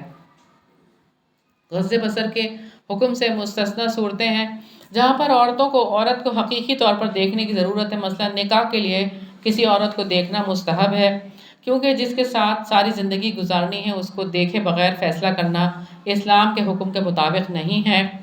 رسول اللہ صلی اللہ علیہ وسلم نے اپنا ستر کھولنے سے بھی منع فرمایا۔ رسول اللہ صلی اللہ علیہ وسلم نے فرمایا کوئی مرد کسی مرد کے ستر کو نہ دیکھے اور کوئی عورت کسی عورت کے ستر کو نہ دیکھے۔ مرد کا ستر ناف سے گھٹنے تک ہے، مرد کا اپنے ستر کو بیوی کے سوا کسی کے سامنے ارادتاً کھولنا حرام ہے۔ عورتیں معاشرے میں کیسے رہیں، اپنی نگاہیں نیچی رکھیں، شرمگاہوں کی حفاظت کریں، اپنی زینت کے کسی کے سامنے ظاہر نہ کریں، محرم رشتوں کے سامنے زینت کا اظہار ہو سکتا ہے۔ وَقُلْ لِلْمُؤْمِنَاتِ يَغْضُضْنَ مِنْ أَبْصَارِهِنَّ وَيَحْفَظْنَ فُرُوجَهُنَّ وَلَا युबदीना ज़ीनतहुन्ना इल्ला मा ज़हरा मिन्हा वलयज़रिबना बिखुमुरिहिन्ना अला जुयूबिहिन्ना वला युबदीना ज़ीनतहुन्ना इल्ला लिबूलतिहिन्ना औ आबाइहिन्ना औ आबाइ बूलतिहिन्ना औ अबनाइहिन्ना औ अबनाइ बूलतिहिन्ना औ इख्वानिहिन्ना। तो यहाँ पर हम देखते हैं और आप मोमिन औरतों से भी कह दें कि अपनी निगाहें नीची रखें और अपनी शर्मगाहों की हिफाजत करें और अपनी जीनत को ज़ाहिर ना करें मगर जो इसमें से अज़ खुद ज़ाहिर हो जाए और वो अपनी ओढ़नियाँ अपने गिरेबानों पर डाले रहें और अपनी जीनत किसी के सामने ज़ाहिर ना करें मगर अपने शौहरों के बारे में, अपने बाप दादा के या अपने शौहरों के बाप दादा के या अपने बेटों के या अपने शौहरों के बेटों के या अपने भाइयों के या अपने भाइयों के बेटों के या अपनी बहनों के बेटों के या अपनी औरतों के या अपने ग़ुलामों के या ताबे रहने वाले मर्दों के लिए जो शहवत वाले ना हों या इन बच्चों के लिए जो औरतों की पोशीदा बातों से वाकिफ़ ना हों और वो अपने पाँव ज़ोर से ज़मीन पर ना मारें कि उनकी वो ज़ीनत जिसे वो छुपाती हैं मालूम हो। और ए मोमिनो सब मिलकर अल्लाह ताला की तरफ तौबा करो ताकि तुम फलाह पाओ। तो यहाँ पे करने वाले हमारे लिए बहुत सारे काम हैं। औरतें माशरे में कैसे रहेंगी सीखने के काम हैं। तवज्जो से सुनिएगा, अपनी नज़रें बचा कर रखना है, शर्मगाहों की हिफाजत करना है, अपनी जीनत नहीं दिखानी बुजिज़ उसके कि जो खुद ज़ाहिर हो जाए। अपने दुपट्टे अपने सीनों पर डाले रहें, अपना बनाव सिंगार इन रिश्तों के सिवा किसी के सामने ज़ाहिर ना करें। शौहर बाप शौहरों के बाप, अपने बेटे शौहरों के बेटे, अपने मेल जोल की औरतें, ग़ुलाम, वो ज़ेर दस्त मर्द जो किसी और किस्म की गर्ज ना रखते हों, वो बच्चे जो औरतों के पोशीदा बातों से वाकिफ़ ना हों, अपने पाँव ज़मीन पर मार कर ना चलें जिससे छुपाई गई जीनत ज़ाहिर हो और लोग जान जाएं और अपनी जीनत को ज़ाहिर ना करें। अब आप देखें बनाव सिंगार है, आराइश और ख़ूबसूरत नज़र आने के लिए जो चीज़ें इस्तेमाल की जाती हैं वो सारी जीनत में आती हैं। मसलन लिबास, आपका लिबास अब देखें कितने खूबसूरत लिबास हैं। पहले सादा से लिबास होते थे लेकिन अब जो खूबसूरती आई हुई है लिबासों के अंदर, हर किस्म की चीज़ें, और हम उसको और मज़ीद खूबसूरत बनाते हैं, उसमें लेसें लगाते हैं, हम उसके अंदर और भी कितनी कढ़ाइयाँ करते हैं और क्या क्या कुछ करते हैं। और फिर ये कि ज़ेवर आप देखें कि ये कैसी चीज़ है कि जो जीनत का बायस है। औरतें अपने हुस्न में निखार पैदा करने के लिए ये सारी चीज़ें इस्तेमाल करती हैं। वलयज़रिबना बिखुमुरिहिन्ना अला जुयूबिहिन्ना की बात है। जय्यब इस शिगाफ को कहते हैं जो कमीज़ में सीने पर होता है यानी जेब जिसे हम कहते हैं ना। यहाँ पर जो हुक्म दिया गया ये हिजाब का इब्तदाई हुक्म है। अपने सीनों पर अपनी ओढ़नियाँ ले लें। खिमार इस चादर को कहते हैं जो सीने पर ओढ़ी जाती है। सीने पर चादरें डालने का हुक्म इसलिए दिया गया कि ये वो मुकामात हैं जिनका जिनसी मैलान से ताल्लुक़ है और अल्लाह ताला इंसान को फितने में डालना नहीं चाहते, इसलिए अल्लाह ताला ने ये अहकामात दिए हैं। रसूलुल्लाह सल्लल्लाहु अलैहि वसल्लम के माशरे की ख़वातीन ने इन अहकामात की तामील में ज़रा सी भी हिचकिचाहट से काम नहीं लिया। अगरचे उन ख़वातीन में भी जीनत के इजहार का और अपने आप को नुमाया करके दिखाने का जज्बा मौजूद था, लेकिन हुक्म आ जाने के बाद उन्होंने इस पर अमल करने में देर नहीं लगाई। सैयदा आयशा सिद्दीक़ा रज़ी अल्लाह अन्हा बयान करती हैं कि अल्लाह ताला पहली मुहाजिर औरतों पर रहम फरमाए। जब अल्लाह ताला ने यह हुक्म नाजिल फरमाया और अपनी ओढ़नियाँ अपने गिरेबानों पर डाले रहें तो उन्होंने अपनी चादरों को फाड़ कर उनकी ओढ़नियाँ बना लीं। सैयदना अबू हुरैरा रज़ी अल्लाह अन्हु बयान करते हैं कि रसूलुल्लाह सल्लल्लाहु अलैहि वसल्लम ने फरमाया, दोज़खियों की दो किस्में ऐसी हैं जिन्हें मैंने नहीं देखा। एक तो वो लोग जिनके पास बैल की दुमों की मानंद कोड़े होंगे जिनसे वो लोगों को मारेंगे, और वो औरतें जो कपड़े तो पहनेंगी लेकिन नंगी होंगी, मर्दों को माइल करने वाली और ख़ुद उनकी तरफ माइल होने वाली होंगी। उनके सर गोया बख्ती ऊँटों के कोहान की तरह एक तरफ झुके हुए होंगे।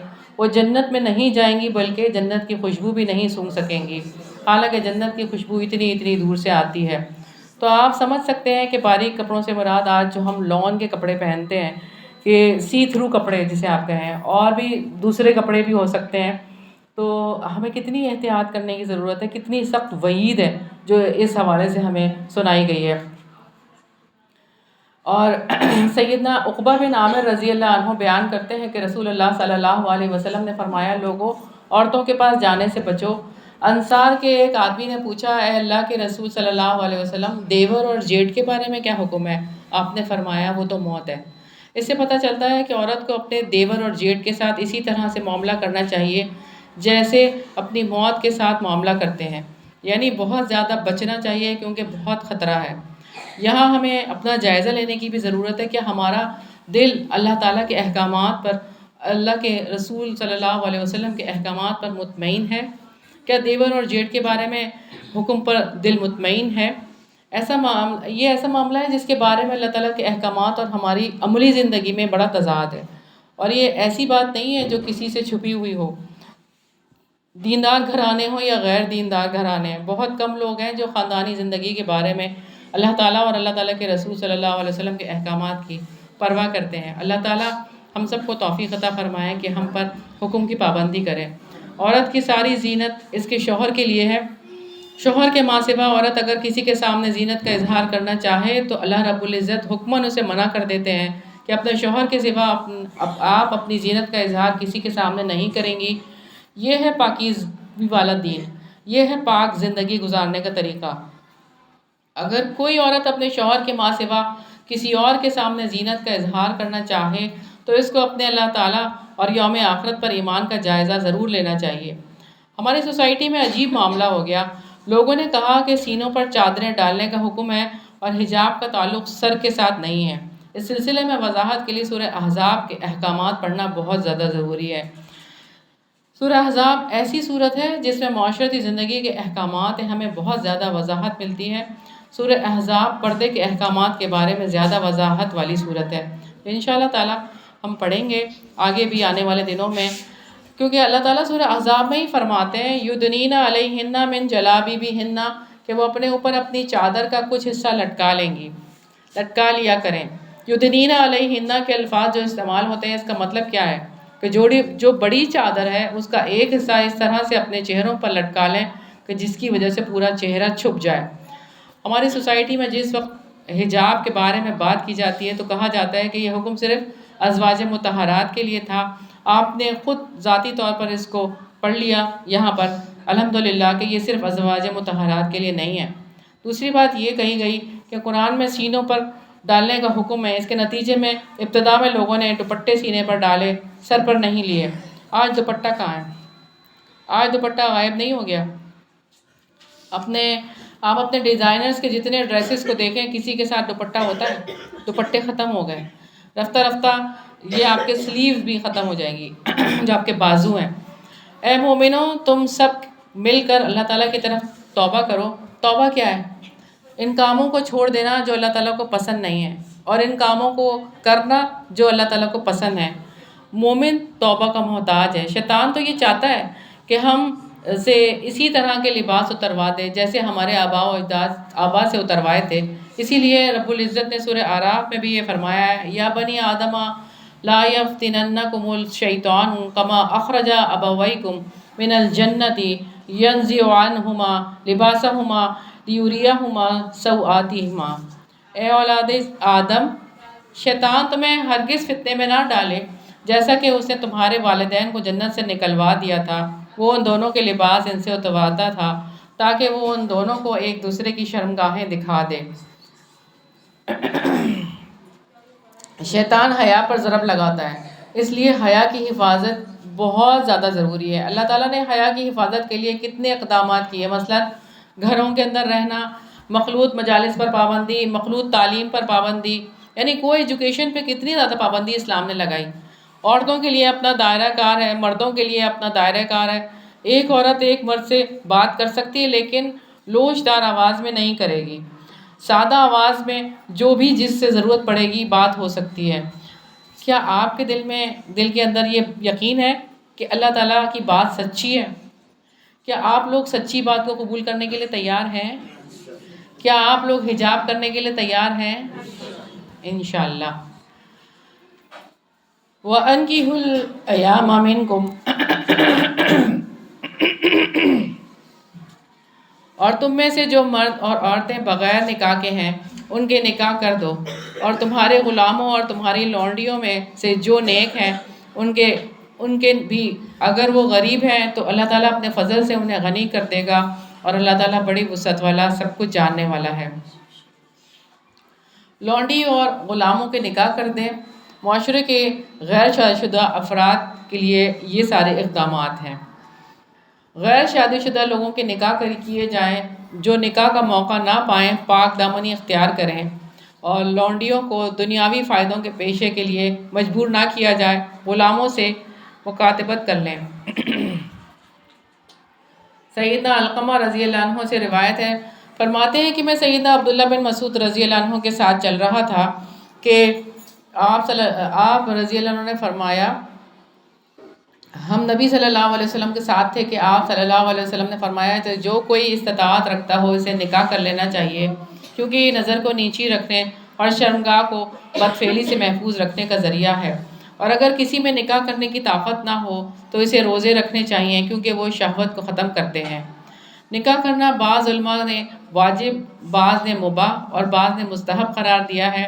استطاعت رکھنے والے کے لیے سنت موقدہ ہے، اس سے منہ موڑنے والے کے لیے وعید ہے۔ رسول اللہ صلی اللہ علیہ وسلم نے فرمایا، فمن رغب عن سنتی فلیس منی، جس نے میری سنت سے منہ موڑا اس کا مجھ سے کوئی تعلق نہیں۔ آج جو ہمارے نوجوانوں میں نکاح نہ کرنے کی بات کو رواج دیا گیا، تو اس کی وجہ سے نوجوانوں کی ایک بڑی تعداد ہے جو شادی نہیں کرنا چاہتی۔ اللہ تعالیٰ سے دعا ہے کہ ہمیں دین کو سمجھنے کی، دین کا علم حاصل کرنے اور اپنی نسلوں کو اپنے رب سے جوڑنے کی توفیق عطا فرمائے، آمین۔ اور جو نکاح کی طاقت نہ پائیں وہ لازماً پاک دامنی اختیار کریں، یہاں تک کہ اللہ تعالیٰ اپنے فضل سے انہیں غنی کر دے۔ اور تمہارے غلاموں میں سے جو مکاتبت یعنی آزادی کی تحریر چاہتے ہیں تو یہ چاہتے ہیں کہ انہیں آزاد کر دیا جائے، غلاموں کی بات ہے۔ اگر تم ان میں کوئی بھلائی جانتے ہو تو ان سے مکاتبت کر لو اور ان کو اس مال میں سے دو جو اللہ تعالیٰ نے تمہیں دیا ہے، اور اپنی لونڈیوں کو اگر وہ پاک دامن رہنا چاہتی ہوں تو بدکاری پر مجبور نہ کرو کہ تم دنیا کی زندگی کا کچھ فائدہ حاصل کر لو۔ اور جو شخص ان کو مجبور کرے گا تو ان کو مجبوری کے بعد یقیناً اللہ تعالیٰ بے حد بخشنے والا، نہایت رحم والا ہے۔ وَلَقَدْ أَنزَلْنَا إِلَيْكُمْ آيَاتٍ مُبَيِّنَاتٍ وَمَثَلًا مِّنَ الَّذِينَ خَلَوْا مِن قَبْلِكُمْ وَمَوْعِظَةً لِّلْمُتَّقِينَ، اور بلا شبہ یقیناً ہم نے تمہاری طرف واضح آیات اور ان لوگوں کی مثالیں جو تم سے پہلے گزر چکے ہیں اور متقیوں کے لیے ایک نصیحت بھی نازل کی ہے۔ اس رکوع میں کرنے والے کام ہیں: گھر میں داخلے سے پہلے اجازت لینا، نگاہیں بچا کر رکھنا، شرمگاہوں کی حفاظت کرنا، اپنی زینت کو ظاہر نہ کرنا، اپنے پاؤں زور سے زمین پر نہ مارنا، اللہ تعالیٰ سے ڈر کر رہنا، پاک دامنی اختیار کرنا، اللہ تعالیٰ کی طرف رجوع کرنا، نصیحت حاصل کرنا۔ یہ جو بات ہے نا زور سے زمین پر نہ مارنا، ایسے جوتے آپ نہ خریدیں کہ جن سے آواز پیدا ہوتی ہے۔ ایسے جوتے ہوتے ہیں نا جن سے آواز آتی ہے جب چلتے ہیں، تو ہمارے لیے وہ جوتے نہیں ہیں۔ تو جب جوتے خریدیں تو فرش پہ چل کر دیکھیں کہ ایسے آواز آ رہی ہے، اور اگر آواز آ رہی ہے تو وہ جوتا نہ خریدیں اور نہ پہنیں۔ بدکاری پر مجبور کرنا، یہ کام نہیں کرنا۔ کمٹمنٹ پوائنٹس ہیں: اپنی نظریں بچا کر رکھنی ہے، شرمگاہوں کی حفاظت کرنی ہے، زینت کا اظہار نہیں کرنا، پاؤں زمین پر مار کر نہیں چلنے، حجاب کرنا ہے انشاءاللہ۔ رکوع نمبر 11، اللہ تعالیٰ زمین و آسمان کا نور ہے۔ اس رکوع کے مین پوائنٹس ہیں: اللہ تعالیٰ کے نور کی مثال، اللہ تعالیٰ کے نور کی طرف ہدایت پانے والے کفر کی مثال، تعلق باللہ۔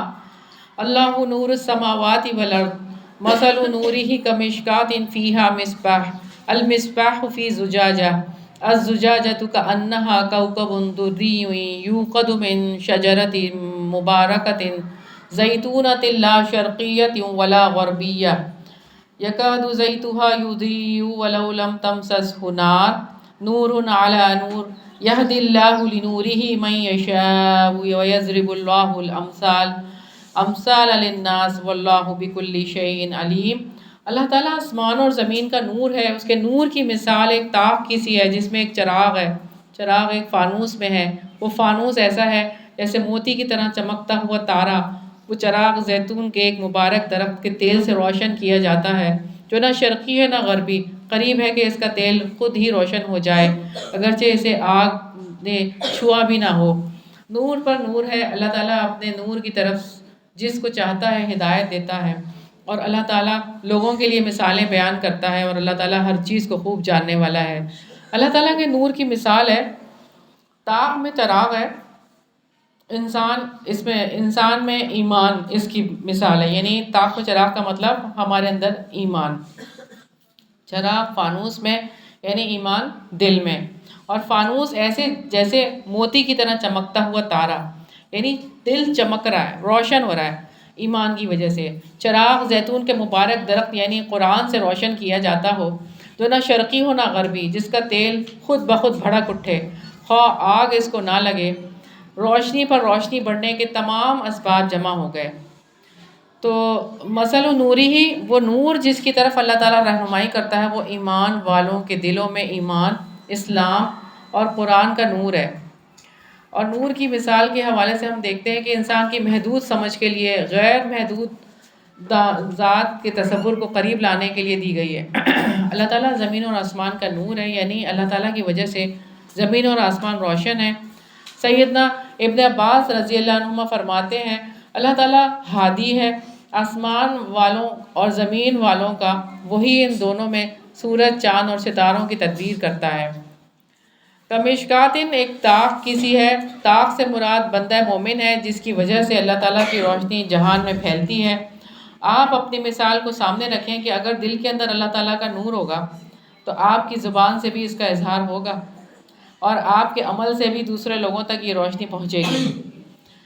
فیہا مصباح، جس میں ایک چراغ ہے، چراغ سے مراد ایمان کی استطاعت ہے کہ آپ کے پاس کتنا ایمان ہے۔ المصباح فی زجاجہ، چراغ ایک فانوس میں ہے، فانوس اس شیشے کو کہتے ہیں جس کے اندر چراغ رکھا جاتا ہے، فانوس سے مراد دل ہے۔ تو ہمارے دل کے اندر جو ایمان ہے، زیتون کے درخت سے قرآن مجید مراد لی گئی ہے، اس کے شرقی یا غربی ہونے سے مراد اس کا مطلب ہے ساری دنیا کے لیے اس کا علم عام ہے، اس کا علم ساری زندگی کے لیے ہے، اس کا علم صرف ایک بار حاصل کرنے والا نہیں ہے بلکہ زندگی کے آغاز سے اختتام تک حاصل کرنے والا علم ہے۔ اور یہاں پر تیل سے مراد قرآن مجید کا علم اور اس کا فہم ہے۔ قرآن مجید کی سمجھ انسان کے دل کے اندر اترتی ہے، عقل اور شعور سے کام لیتے ہوئے وہ اسے سمجھنے کی کوشش کرتا ہے۔ دل ہی سے انسان کی زندگی کے فیصلے ہوتے ہیں، اس اعتبار سے انسان پر دل کو کنٹرول حاصل ہے۔ انسان زندگی کی گاڑی دل سے چلاتا ہے۔ دل کا اسٹیئرنگ اگر خواہشات کے ہاتھ میں ہو تو یہی دل دلدل بن جاتا ہے، جہاں پھنسنے والا خواہشات کے ساتھ مزید نیچے کی طرف دھستا چلا جاتا ہے اور نکلنے کے لیے کوئی راستہ نہیں پاتا۔ دل کو اگر اللہ تعالیٰ کی رضا عزیز ہو تو یہی رب رحمان کی بستی بن جاتا ہے، جہاں رب کی روشنی کے رنگ پھوٹتے ہیں، جہاں محمد صلی اللہ علیہ وسلم کی محبت پروان چڑھتی ہے، جہاں کچھ کر گزرنے کی تمنا بیدار ہوتی ہے، جہاں اپنی ہستی کو رب پر نچھاور کرنے کی آرزو بیدار ہوتی ہے، جہاں زندگی کی گاڑی کا اسٹیئرنگ رب کی رضا بن جاتا ہے۔ جس دل کو رب کی رضا مطلوب ہوتی ہے، جو اللہ تعالیٰ کی ذات اور صفات کا علم رکھتا ہے، جس دل کے اندر رب کی پہچان ہوتی ہے، اس کے لیے رب کی رضا سب سے قیمتی بن جاتی ہے۔ دل پر خواہشات حکومت کرتی ہیں تو دل رب کی روشنی سے محروم ہو جاتے ہیں۔ نور علی نور کی بات ہے، یعنی آگ کی روشنی اور زیتون کے تیل کی روشنی۔ انسان کے اندر حق کی طلب موجود ہوتی ہے، یہ طلب بہت پاورفل ہے، گویا یہ پیٹرول ہے کہ آگ قریب بھی آئے گی تو بھڑک اٹھے گا، اگر اس طلب کو ضائع نہ کیا جائے تو ہر دم حق کو پانے کے لیے بےتابی رہتی ہے۔ اسی وجہ سے مومن کو جہاں سے اللہ تعالیٰ کا نور ملے وہ بےتاب ہو کر لپکتا ہے، کیونکہ اسی سے اس کا دل، اس کی زندگی روشن ہوتی ہے۔ اندر کی روشنی یعنی حق کی طلب اور باہر سے ملنے والا اللہ تعالیٰ کا علم دونوں مل جائیں، روشنی پر روشنی بڑھنے کے اسباب پیدا ہو جاتے ہیں۔ یہدی اللہ لنورہ من یشاء، اللہ تعالیٰ اپنے نور کی طرف جس کو چاہتا ہے ہدایت دیتا ہے۔ آج اسکول کی چھٹی نہیں ہے؟ اللہ تعالیٰ اپنے نور کی طرف اسی کی رہنمائی کرتا ہے جو اس کی طرف خود لپکنا چاہتا ہے۔ یہ نور یعنی اللہ تعالیٰ کی ذات کی پہچان، اس کی معرفت، اس کا تعلق طلب کرنے والے کو ملتا ہے۔ اللہ تعالیٰ سے دعا ہے کہ ہمیں یہ تعلق نصیب فرمائے۔ فی بیوت اذن اللہ ان ترفع ویذکر فیہا اسمہ یسبح لہ فیہا بالغدو والآصال۔ اس کی روشنی پانے والے ان گھروں میں ہوتے ہیں جن کے بارے میں اللہ تعالیٰ نے حکم دیا ہے کہ وہ بلند کیے جائیں، اور جن میں اس کے نام کو یاد کیا جائے، وہ اس میں صبح و شام اس کی تسبیح بیان کرتے ہیں۔ اللہ تعالیٰ کے نور کی قندیلیں مسجدوں اور دین کی تعلیم کے مراکز میں روشن ہوتی ہیں۔ اللہ تعالیٰ کے نور کی طرف ہدایت پانے والے ان گھروں میں رہتے ہیں جن کو بلند کرنے والے، اور ان میں اللہ تعالیٰ کے ذکر کا اللہ تعالیٰ نے حکم دیا ہے۔ گھروں سے مراد اللہ تعالیٰ کے گھر، اس کی مسجدیں اور اس کے دین کی تعلیم کے مراکز ہیں۔ گھروں کو بلند کرنے سے مراد ہے دیواریں اٹھانا، گھروں کی تعمیر کرنا۔ اس سے مراد اللہ تعالیٰ کے گھروں کو شرکیہ افعال اور اقوال سے پاک کرنا بھی ہے۔ سیدنا عثمان رضی اللہ عنہ روایت کرتے ہیں کہ رسول اللہ صلی اللہ علیہ وسلم نے فرمایا کہ جو شخص مسجد بنائے اور اس کے ذریعے سے اللہ کی رضا چاہے تو اللہ تعالیٰ اس کے لیے بہشت میں اس جیسا گھر بنا دیتا ہے۔ کیا آپ جنت میں اپنا گھر بنانا چاہتے ہیں؟ سیدنا ابو ہریرہ رضی اللہ عنہ بیان کرتے ہیں کہ رسول اللہ صلی اللہ علیہ وآلہ وسلم نے فرمایا، اللہ تعالیٰ کے نزدیک شہروں میں سب سے محبوب مقامات مسجدیں ہیں اور سب سے برے اور ناپسندیدہ مقامات بازار ہیں۔ آج ہمارے یہاں بازار یعنی یہاں پہ یہ بازار وغیرہ کیوں مارکیٹس آباد ہوتے ہیں؟ اس لیے کہ ان کی آباد کاری کے لیے کوششیں کی جاتی ہیں، اس سے کسی کے مفادات وابستہ ہوتے ہیں، لوگ اس کے لیے بھرپور کوشش کرتے ہیں، پھر جا کر یہ سارا سلسلہ آباد ہوتا ہے۔ دوسری بات یہ ہے کہ لوگوں کو اس کی ضرورت ہوتی ہے۔ تو کیا اللہ تعالیٰ کے تعلق کی کسی کو ضرورت نہیں ہے؟ کیا جنت کی کسی کو ضرورت نہیں ہے؟ کیا جنت کے راستے پر چلنے کے لیے جو علم چاہیے اس کی کسی کو ضرورت نہیں ہے؟ اس کے لیے اہتمام کرنا، اس کے لیے اللہ تعالیٰ کے گھر بنانا، اس کے لیے کوششیں کرنا، یہ سب کی مشترکہ ذمہ داری ہے۔ اللہ تعالیٰ ہم سب کو توفیق عطا فرمائے۔ اپنے دل پر ہاتھ رکھ کر اپنے آپ سے ضرور سوال کیجئے، کیا مجھے اللہ تعالیٰ کا نور چاہیے؟ کیا مجھے اس کی روشنی چاہیے؟ کیا مجھے اپنے دل میں اپنے رب کی یادوں کو بسانا ہے؟ کیا مجھے اس سے ایک گہرا تعلق قائم کرنا ہے؟ یاد رکھیے گا، یہ تعلق ہدایت کے بغیر ممکن نہیں ہے۔ اور ہدایت کیا ہے؟ ہدایت سے مراد نفع مند علم اور عمل صالح کی توفیق ہے۔ نفع مند علم اللہ تعالیٰ کا دیا ہوا علم یعنی کتاب اور سنت کا علم ہے۔ اللہ رب العزت نے یہاں واضح کر دیا ہے کہ اس کے نور کی طرف وہ ہدایت پاتے ہیں جو اللہ تعالیٰ کے ایسے گھروں کو تعمیر کرتے ہیں جن میں اس کے نام کو بلند کیا جاتا ہے۔ تو گویا قرآن کی تعلیم الحمدللہ یہ کوششیں اللہ تعالیٰ کی توفیق سے دنیا میں بہت سے لوگ جاری رکھے ہوئے ہیں۔ ایسی ایک کوشش النور کے توسط سے بھی تعلیم دین اور دعوت دین کی صورت میں جاری ہے الحمدللہ۔ اور یہاں پر آپ دیکھیں کہ یہ تو تعلیمی مرکز ہے، وہاں پر اس کی پکچرز ہیں، تو یہاں پر بھی آپ دیکھ لیں کہ ہمارا یہ مرکز ہے، تو اس حوالے سے آپ اس پہ بھی تعاون کر سکتے ہیں۔ اللہ تعالیٰ کے ان گھروں کی آباد کاری کے لیے آپ اپنا وقت صلاحیتیں بھی لگا سکتے ہیں۔ جو بھی آپ کر سکتے ہیں اس ادارے کے لیے آپ ضرور کریں۔ اللہ تعالیٰ کے نور سے دلوں کو روشن کرنے کے لیے قرآن کی تعلیم ناگزیر ہے۔ آئیے قرآن مجید کو گھر گھر تک، دنیا بھر تک پہنچانے کے اس مشن میں النور کا ساتھ دیں۔ آئیں زمین کو رب کی روشنی سے بھر دیں۔ لرن قرآن اینڈ اسپریڈ قرآن، قرآن سیکھیں اور سکھائیں۔ مساجد اور دینی تعلیم کے مراکز کو وہ لوگ آباد کرتے ہیں جو اللہ تعالیٰ کی تسبیح اور اس کے ذکر پر دنیا کے مشاغل کو اور تجارت اور خرید و فروخت کو ترجیح نہیں دیتے۔ وہ لوگ جنہیں تجارت اور خرید و فروخت اللہ تعالیٰ کی یاد سے اور نماز قائم کرنے سے اور زکوٰۃ ادا کرنے سے غافل نہیں کرتی، وہ اس دن سے ڈرتے رہتے ہیں جس میں دل اور آنکھیں الٹ جائیں گی، تاکہ اللہ تعالیٰ انہیں ان کے اعمال کی بہترین جزا دے اور اپنے فضل سے ان کو زیادہ دے، اور اللہ تعالیٰ جس کو چاہتا ہے بے حساب رزق دیتا ہے۔ اللہ تعالیٰ کے نور کی طرف ہدایت پانے والے، اللہ تعالیٰ جس کو چاہتا ہے ہدایت دیتا ہے، اس کے نور کی طرف ہدایت پانے والے ان گھروں میں رہتے ہیں جنہیں بلند کرنے کا اور ان میں اللہ تعالیٰ کے نام کی یاد کا اللہ تعالیٰ نے اذن دیا ہے۔ ان میں ایسے لوگ صبح و شام اللہ تعالیٰ کی تسبیح کرتے ہیں جنہیں تجارت غافل نہیں کرتی۔ وہ نماز قائم کرتے ہیں، زکوٰۃ ادا کرتے ہیں، وہ اس دن سے ڈرتے ہیں جس میں دل اور آنکھیں الٹ جائیں۔ وہ سب کچھ اللہ تعالیٰ سے بہترین جزا پانے کے لیے کرتے ہیں۔ کافر کے اعمال کی مثال صحرا میں سراب جیسی ہے، اور جن لوگوں نے کفر کیا ان کے اعمال صحرا میں سراب جیسے ہیں جس کو پیاسا پانی خیال کرتا ہے، حتیٰ کہ جب وہاں آیا تو اس نے اس کو کچھ بھی نہ پایا اور اپنے پاس اللہ تعالیٰ کو موجود پایا۔ پھر اللہ تعالیٰ نے اسے اس کا پورا حساب چکا دیا، اور اللہ تعالیٰ بہت جلد حساب لینے والا ہے۔ تو صحرا میں سراب جیسے ہیں جس کو پیاسا پانی خیال کرتا ہے۔ تو سراب سے مراد ایسی ریت ہے جہاں پانی دکھائی دے، وہ دور سے چمکتی نظر آتی ہے، قریب جاؤ تو کچھ دکھائی نہیں دیتا۔ اسی طرح سے ان اعمال کی چمک دھمک بہت ہے، لیکن ان اعمال کی وجہ سے کل اجر ملنے والا نہیں ہے۔ ہمیں اپنے اعمال کی فکر کرنے کی ضرورت ہے۔ یہ مثال ان کافروں کی ہے جو جھوٹی تمناؤں پر جیتے ہیں۔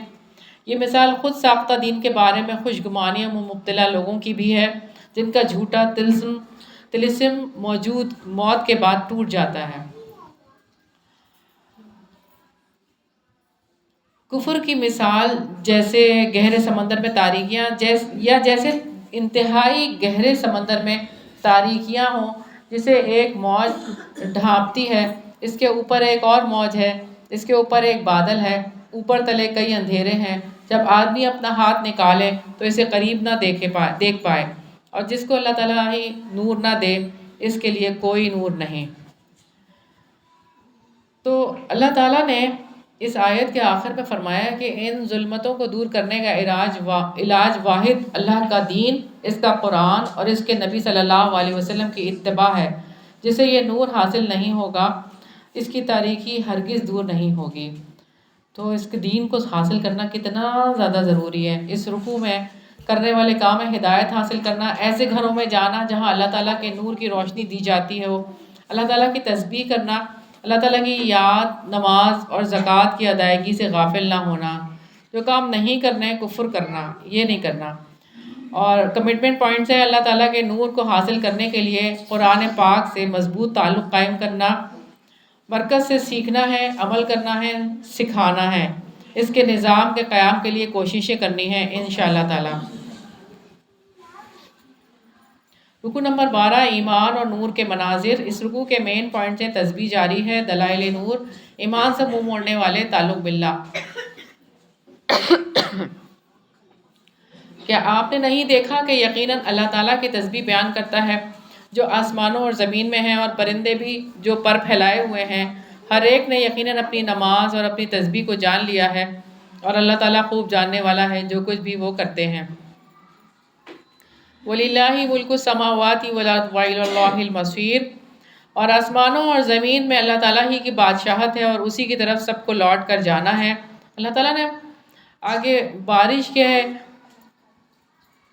ہم آہنگ عمل سے یقین دلایا ہے کہ آپ نے دیکھا نہیں کہ یقیناً اللہ تعالیٰ بادل کو چلاتا ہے، پھر آپس میں ملاتا ہے، پھر اسے تہ در تہ بناتا ہے، پھر آپ بارش کو دیکھتے ہیں اس کے درمیان سے نکلتی ہے، اور وہ آسمان کے ان پہاڑوں سے اولے نازل کرتا ہے جو اس آسمان میں ہیں، پھر جس پر چاہتا ہے اس کو پہنچاتا ہے اور جس سے چاہتا ہے پھیر دیتا ہے۔ قریب ہے کہ اس کی بجلی کی چمک نگاہوں کو لے جائے۔ رب العزت نے توجہ دلائی ہے کہ کیا آپ صلی اللہ علیہ وسلم نے اپنی آنکھوں سے اللہ تعالیٰ کی عظیم قدرت کا نظارہ نہیں کیا کہ اللہ تعالیٰ کیسے بادلوں کو اکٹھا کر دیتا ہے اور بادل کس طرح تہ بتہ جم جاتے ہیں، وہی بادل پہاڑوں کی مانند ہو جاتے ہیں۔ اللہ تعالیٰ نے بارش کی مثال سے یہ یقین دلایا ہے کہ بارش ایک اہم آہنگ عمل ہے۔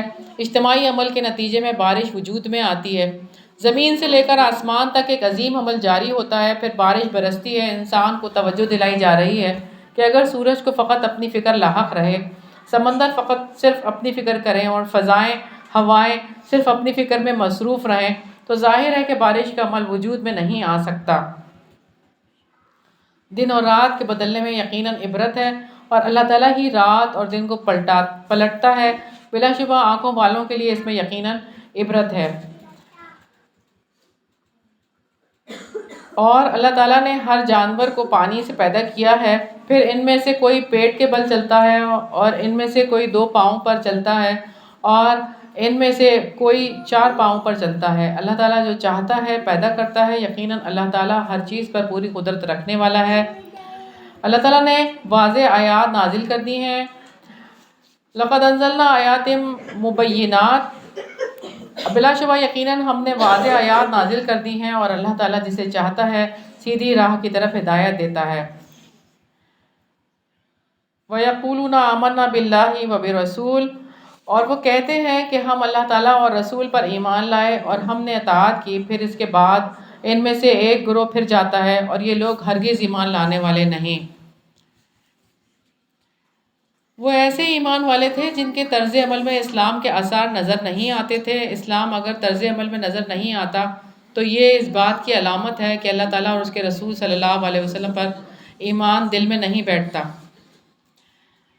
منافق کی مثال سیدنا عبداللہ بن عمر رضی اللہ عنہما بیان کرتے ہیں کہ رسول اللہ صلی اللہ علیہ وسلم نے فرمایا، منافق کی مثال اس بکری کی ہے جو 2 ریوڑوں کے درمیان ماری ماری پھرتی ہو، کبھی اس ریوڑ میں آتی اور کبھی اس ریوڑ میں۔ جب منافق کو جھگڑوں کے فیصلے کے لیے اللہ تعالیٰ اور اس کے رسول کی طرف بلایا جاتا ہے تو وہ ایک گروہ منہ موڑ جاتا ہے، اور جب انہیں اللہ تعالیٰ اور اس کے رسول کی طرف بلایا جاتا ہے تاکہ وہ ان کے درمیان فیصلہ کرے تو اچانک ان میں سے ایک گروہ منہ موڑنے والا ہوتا ہے، اور اگر حق انہی کا ہو تو رسول کی طرف فرما بردار بن کر آ جاتے ہیں۔ جب وہ حق پر ہوتے تو خوشی خوشی آتے، اور جب حق پر نہ ہوتے تو فرار کا راستہ اختیار کرتے۔ اس سے یہ پتہ چلتا ہے کہ ان کے دلوں میں ایمان کی حقیقت نہیں بیٹھی۔ ایمان کی حقیقت جس کے دل میں بیٹھ جاتی ہے اس کے لیے ایمانی راستے سے فرار ممکن نہیں۔ مومن کون ہے؟ مومن وہ ہے جو خوشی اور غمی میں حق کی پیروی کرتا ہے۔ جب شریعت کا حکم اس کی خواہشات نفس کے خلاف ہو تو وہ شریعت کو مقدم رکھتا ہے۔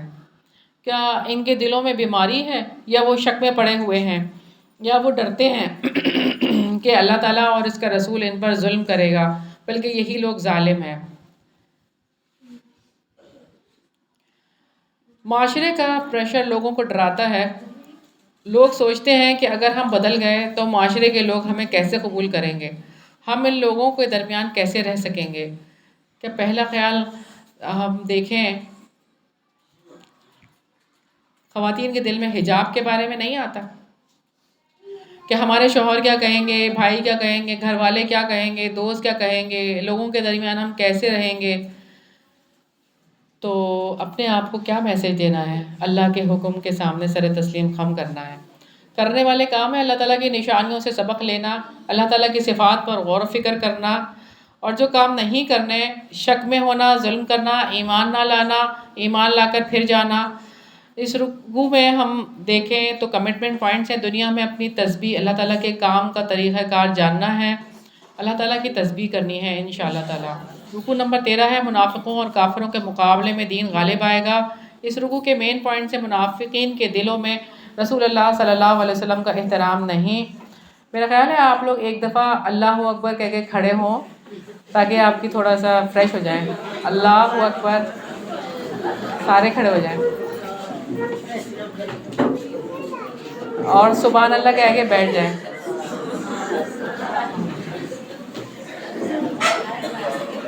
منافقین کے دلوں میں رسول اللہ صلی اللہ علیہ وسلم کا احترام نہیں۔ ایمان والے مطیع فرمان ہیں، کافر زمین پر اہل ایمان غالب ہوں گے۔ تعلق باللہ، در حقیقت مومنوں کی بات ہی یہ ہوتی ہے جب انہیں اللہ تعالیٰ اور اس کے رسول کی طرف بلایا جاتا ہے کہ وہ ان کے درمیان فیصلہ کر دے، وہ کہتے ہیں کہ ہم نے سنا اور ہم نے فرما برداری کی اور یہی لوگ فلاح پانے والے ہیں۔ اور جو اللہ تعالیٰ اور اس کے رسول کی فرما برداری کرے اور اللہ تعالیٰ سے ڈرے اور اس کی نافرمانی سے بچے تو یہی لوگ کامیاب ہونے والے ہیں۔ سیدنا ابو ہریرہ رضی اللہ عنہ بیان کرتے ہیں کہ رسول اللہ صلی اللہ علیہ وسلم نے فرمایا، ساری امت جنت میں جائے گی سوائے ان لوگوں کے جنہوں نے انکار کیا۔ صحابہ کرام رضی اللہ عنہم نے عرض کیا، یا رسول اللہ صلی اللہ علیہ وسلم، انکار کون کرے گا؟ فرمایا، جو میری اطاعت کرے گا وہ جنت میں داخل ہوگا، اور جو میری نافرمانی کرے گا اس نے انکار کیا۔ کامیاب کون ہے؟ وَمَن يُطِعِ اللَّهَ وَرَسُولَهُ، جس نے اللہ تعالیٰ کے اوامر اور نواہی میں اطاعت اور اس کے احکامات پر اس کے سامنے سر تسلیم خم کیا۔ فَأُولَئِكَ هُمُ الْفَائِزُونَ کی بات ہے، کامیاب وہ ہے جس نے دل میں اللہ تعالیٰ کے خوف جس کے دل میں اللہ کا خوف اسے رکھا اور اللہ تعالیٰ اور اس کے رسول کی اطاعت کی۔ وَيَخْشَ اللَّهُ وَيَتَّقْهِ، جو اللہ تعالیٰ کے عذاب سے ڈر کر اوامر اور نواہی میں اس کی اطاعت کرے، اللہ تعالیٰ کی نافرمانیوں کو چھوڑ کر اس کے برے عذاب سے بچتا ہے۔ تو ہم دیکھتے ہیں کہ اللہ تعالیٰ فرماتے ہیں وَأَقْسَمُوا بِاللَّهِ جَهْدَ أَيْمَانِهِمْ، اور انہوں نے اللہ تعالیٰ کی قسمیں کھائیں، اپنی پختہ قسمیں، کہ یقیناً اگر آپ انہیں حکم دیں تو وہ ضرور نکلیں گے۔ آپ کہہ دیں قسمیں نہ کھاؤ، معلوم اطاعت یہی کافی ہے، بلا شبہ اللہ تعالیٰ اس کی پوری خبر رکھنے والا ہے جو تم عمل کرتے ہو۔ قُلْ لَا تُقْسِمُوا، آپ کہہ دیں قسمیں نہ کھاؤ۔ منافقوں کو قسمیں کھانے سے اس لیے روکا گیا کہ سب لوگوں کو معلوم تھا کہ وہ کیسی اطاعت کرنے والے ہیں، مانتے ہیں کہ یہ اللہ تعالیٰ کا حکم ہے، قبول بھی کرتے ہیں لیکن عمل نہیں کرتے۔ کہیں آپ کا طرز عمل تو ایسا نہیں؟ قُلْ اطیعوا اللہ واطیعوا الرسول فَإِن تَوَلَّوْا فَإِنَّمَا عَلَيْهِ مَا حُمِّلَ وَعَلَيْكُمْ مَا حُمِّلْتُمْ، آپ کہہ دیں اللہ تعالیٰ کی اطاعت کرو اور رسول کی اطاعت کرو، پھر بھی اگر تم منہ موڑو گے تو رسول کی طرف وہ ذمہ داری ہے جو اس پر بوجھ ڈالا گیا، اور تم پر وہ ذمہ داری ہے جو تم پر بوجھ ڈالا گیا، اور اگر تم اس کی اطاعت کرو گے تو ہدایت پاؤ گے، اور رسول کے ذمہ صاف پہنچا دینے کے سوا کچھ نہیں۔ سیدنا ابن عباس رضی اللہ عنہ سے روایت ہے کہ رسول اللہ صلی اللہ علیہ وسلم نے فرمایا 3 آدمی اللہ تعالیٰ کے یہاں سب سے زیادہ مغضوب ہیں: حرم شریف کی حرمت پامال کرنے والا، اسلام میں رسول اللہ صلی اللہ علیہ وسلم کا طریقہ چھوڑ کر جاہلیت کا طریقہ اپنانے والا، مسلمان کا ناحق خون طلب کرنے والا تاکہ اس کا خون بہائے۔ اگر تم ان دونوں یعنی قرآن اور حدیث سے پھر جاؤ، ان کی تعلیمات کو پس پش ڈال دو، تو رسول اللہ صلی اللہ علیہ وسلم کا کام تو صرف اللہ تعالیٰ کا پیغام پہنچا دینا اور رسالت کی ذمہ داری ادا کرنا ہے۔ اللہ تعالیٰ نے ان کے ساتھ وعدہ کیا ہے جو تم میں سے ایمان لائے اور نیک عمل کیے کہ وہ ان کو زمین میں ضرور بضرور جانشین بنائے گا، جیسا کہ اس نے ان سے پہلے لوگوں کو جانشین بنایا تھا، اور اس کے لیے ان کے دین کو ضرور بضرور اقتدار دے گا جسے اللہ تعالیٰ نے ان کے لیے پسند کیا ہے، اور وہ ضرور بضرور ان کے خوف کے بعد بدل کر امن دے گا۔ وہ میری عبادت کریں گے اور میرے ساتھ کسی کو شریک نہ کریں گے، اور جس نے اس کے بعد کفر کیا تو وہی لوگ نافرمان ہیں۔ وَأَقِیمُوا الصَّلَاةَ وَآتُوا الزَّکَاةَ وَأَطِیعُوا الرَّسُولَ لَعَلَّکُمْ تُرْحَمُونَ، اور نماز قائم کرو اور زکوٰۃ ادا کرو اور رسول کی اطاعت کرو تاکہ تم پر رحم کیا جائے۔ جن لوگوں نے کفر کیا آپ ان کے بارے میں ہرگز یہ گمان نہ کریں کہ وہ زمین میں عاجز کر دینے والے ہیں، اور ان کا ٹھکانہ آگ ہے، اور یقیناً وہ بہت ہی بری لوٹ کر جانے کی جگہ ہے۔ اللہ تعالیٰ پکڑنے پر پوری قدرت رکھتا ہے، وہ کائنات کا مالک ہے، منکر اور مخالف اللہ تعالیٰ کو عاجز نہیں کر سکتے۔ کائنات کے ہر ذرے پر اسی کا قبضہ ہے، اس سے بھاگ کر کوئی نہیں جا سکتا۔ کرنے والے کام ہے سننا اور اطاعت کرنا، اللہ تعالیٰ اور اس کے رسول صلی اللہ علیہ وسلم کی فرما برداری کرنا، اللہ تعالیٰ سے ڈرنا، اللہ تعالیٰ کی نافرمانی سے بچنا، ہدایت پانا، اللہ تعالیٰ کے پیغام کو پہنچانا، اور ایمان لا کر نیک عمل کرنا، اللہ تعالیٰ کی عبادت کرنا، اللہ تعالیٰ کے ساتھ شریک نہ ٹھہرانا، نماز قائم کرنا، زکوٰۃ ادا کرنا، اور جو کام نہیں کرنے کفر کرنا، فاسق بننا۔ کمٹمنٹ پوائنٹس ہیں: دین کے غلبے کے لیے دعوت دین کے ذریعے کوششیں کرنی ہیں انشاءاللہ تعالیٰ۔ رکو نمبر 14 اسلامی سوسائٹی کی تنظیم و تربیت کے لیے آداب اور ہدایات۔ رکو نمبر 14 کے مین پوائنٹس ہیں: گھر کے معاملات کی تنظیم، جو عورتیں جوانی سے گزر جائیں، کھانے پینے کے آداب، گھروں میں داخلے کے آداب، تعلق باللہ، گھروں کے معاملات کی تنظیم کے لیے اجازت لینے کا حکم ہے۔ اے لوگو جو ایمان لائے ہو، تم سے وہ لازماً اجازت طلب کریں جن کے مالک تمہارے دائیں ہاتھ ہوئے، اور وہ بھی جو تم میں سے ابھی بلوغت کی حد تک نہیں پہنچے، اجازت طلب کریں 3 بار فجر کی نماز سے پہلے اور دوپہر کو جب تم اپنے کپڑے اتار کر رکھ دیتے ہو، اور عشاء کی نماز کے بعد۔ یہ 3 تمہارے پردے کے اوقات ہیں، ان کے بعد نہ تم پر کوئی گناہ ہے اور نہ ہی ان پر تم ایک دوسرے پر کثرت سے چکر لگانے والے ہو۔ اسی طرح اللہ تعالیٰ تمہارے لیے آیات کی وضاحت کرتا ہے، اور اللہ تعالیٰ سب کچھ جاننے والا کمال حکمت والا ہے۔ اجازت لینے کے احکامات ہیں، تو یہاں پر یہ بات ہے کہ جن کے مالک تمہارے دائیں ہاتھ ہوئے، جو تم میں سے ابھی بلوغت کی حد کو نہیں پہنچے، ان کے بارے میں یہ بات ہے کہ پہلی بات تو غلام کی ہے، دوسری بچے ہیں، اور ان کے جو اجازت لینے کے اوقات ہیں فجر کی نماز سے پہلے، یہ نہیں ہے آپ کے گھر کے اندر، آپ کے کمرے کے اندر داخلے کی اجازت ہے یہ۔ اور آپ دیکھیں فجر کی نماز سے پہلے کوئی بھی بغیر اجازت اندر نہیں آئے گا، اور عشاء کی نماز کے بعد دوپہر کو جب تم اپنے کپڑے اتار کر رکھ دیتے، یعنی گرمیوں کے دوپہر میں جب قیلولہ ہوتا ہے اس وقت بھی، ان کے بعد نہ تم پر کوئی گناہ ہے اور نہ ہی ان پر تمہیں ایک دوسرے پر کثرت سے چکر لگانے والے ہو۔ ان تین اوقات میں لوگ اپنے گھر والوں کے ساتھ ہوتے ہیں، اس لیے کمروں کے اندر پردے کا زیادہ خیال نہیں رکھتے، تو اچانک کوئی پردے کا خیال کیے بغیر اندر داخل نہ ہو جائے۔ اور بسا اوقات نوکروں اور بچوں کی نگاہیں بھی پردے کی جگہوں پر پڑتی جاتی ہیں، اس لیے اپنے بچے بھی اجازت لے کر آئیں گے۔ سبحان اللہ، یہ کیسا دین ہے جو یہ اصول دیتا ہے کہ ماں باپ سے بچے اجازت لے کر آئیں گے تاکہ بے پردگی نہ ہو۔ آج ماں باپ یہ کہہ دیتے ہیں کہ کوئی بات نہیں، یہ تو بچے ہی ہیں۔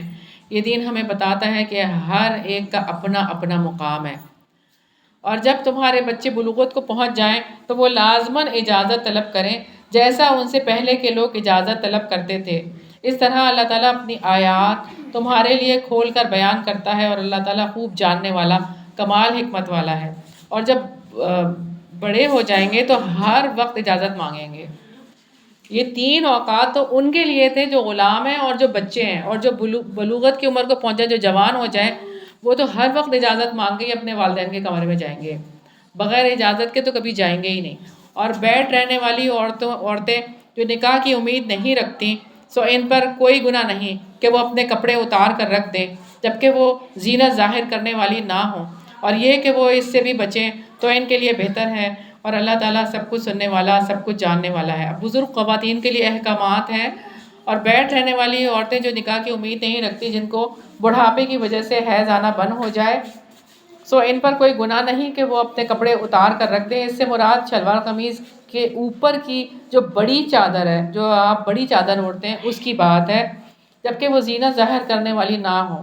جو عورت زینت کا اظہار کرنا چاہتی ہو تو اس کے لیے مکمل پردہ کرنا ضروری ہے، اور یہ کہ وہ اس سے بھی بچیں تو ان کے لیے بہتر ہے، یعنی احتیاط پھر بھی کر لیں بوڑھی عورتیں تو زیادہ افضل ہے۔ گھروں میں داخلے اور کھانے پینے کے آداب ہیں۔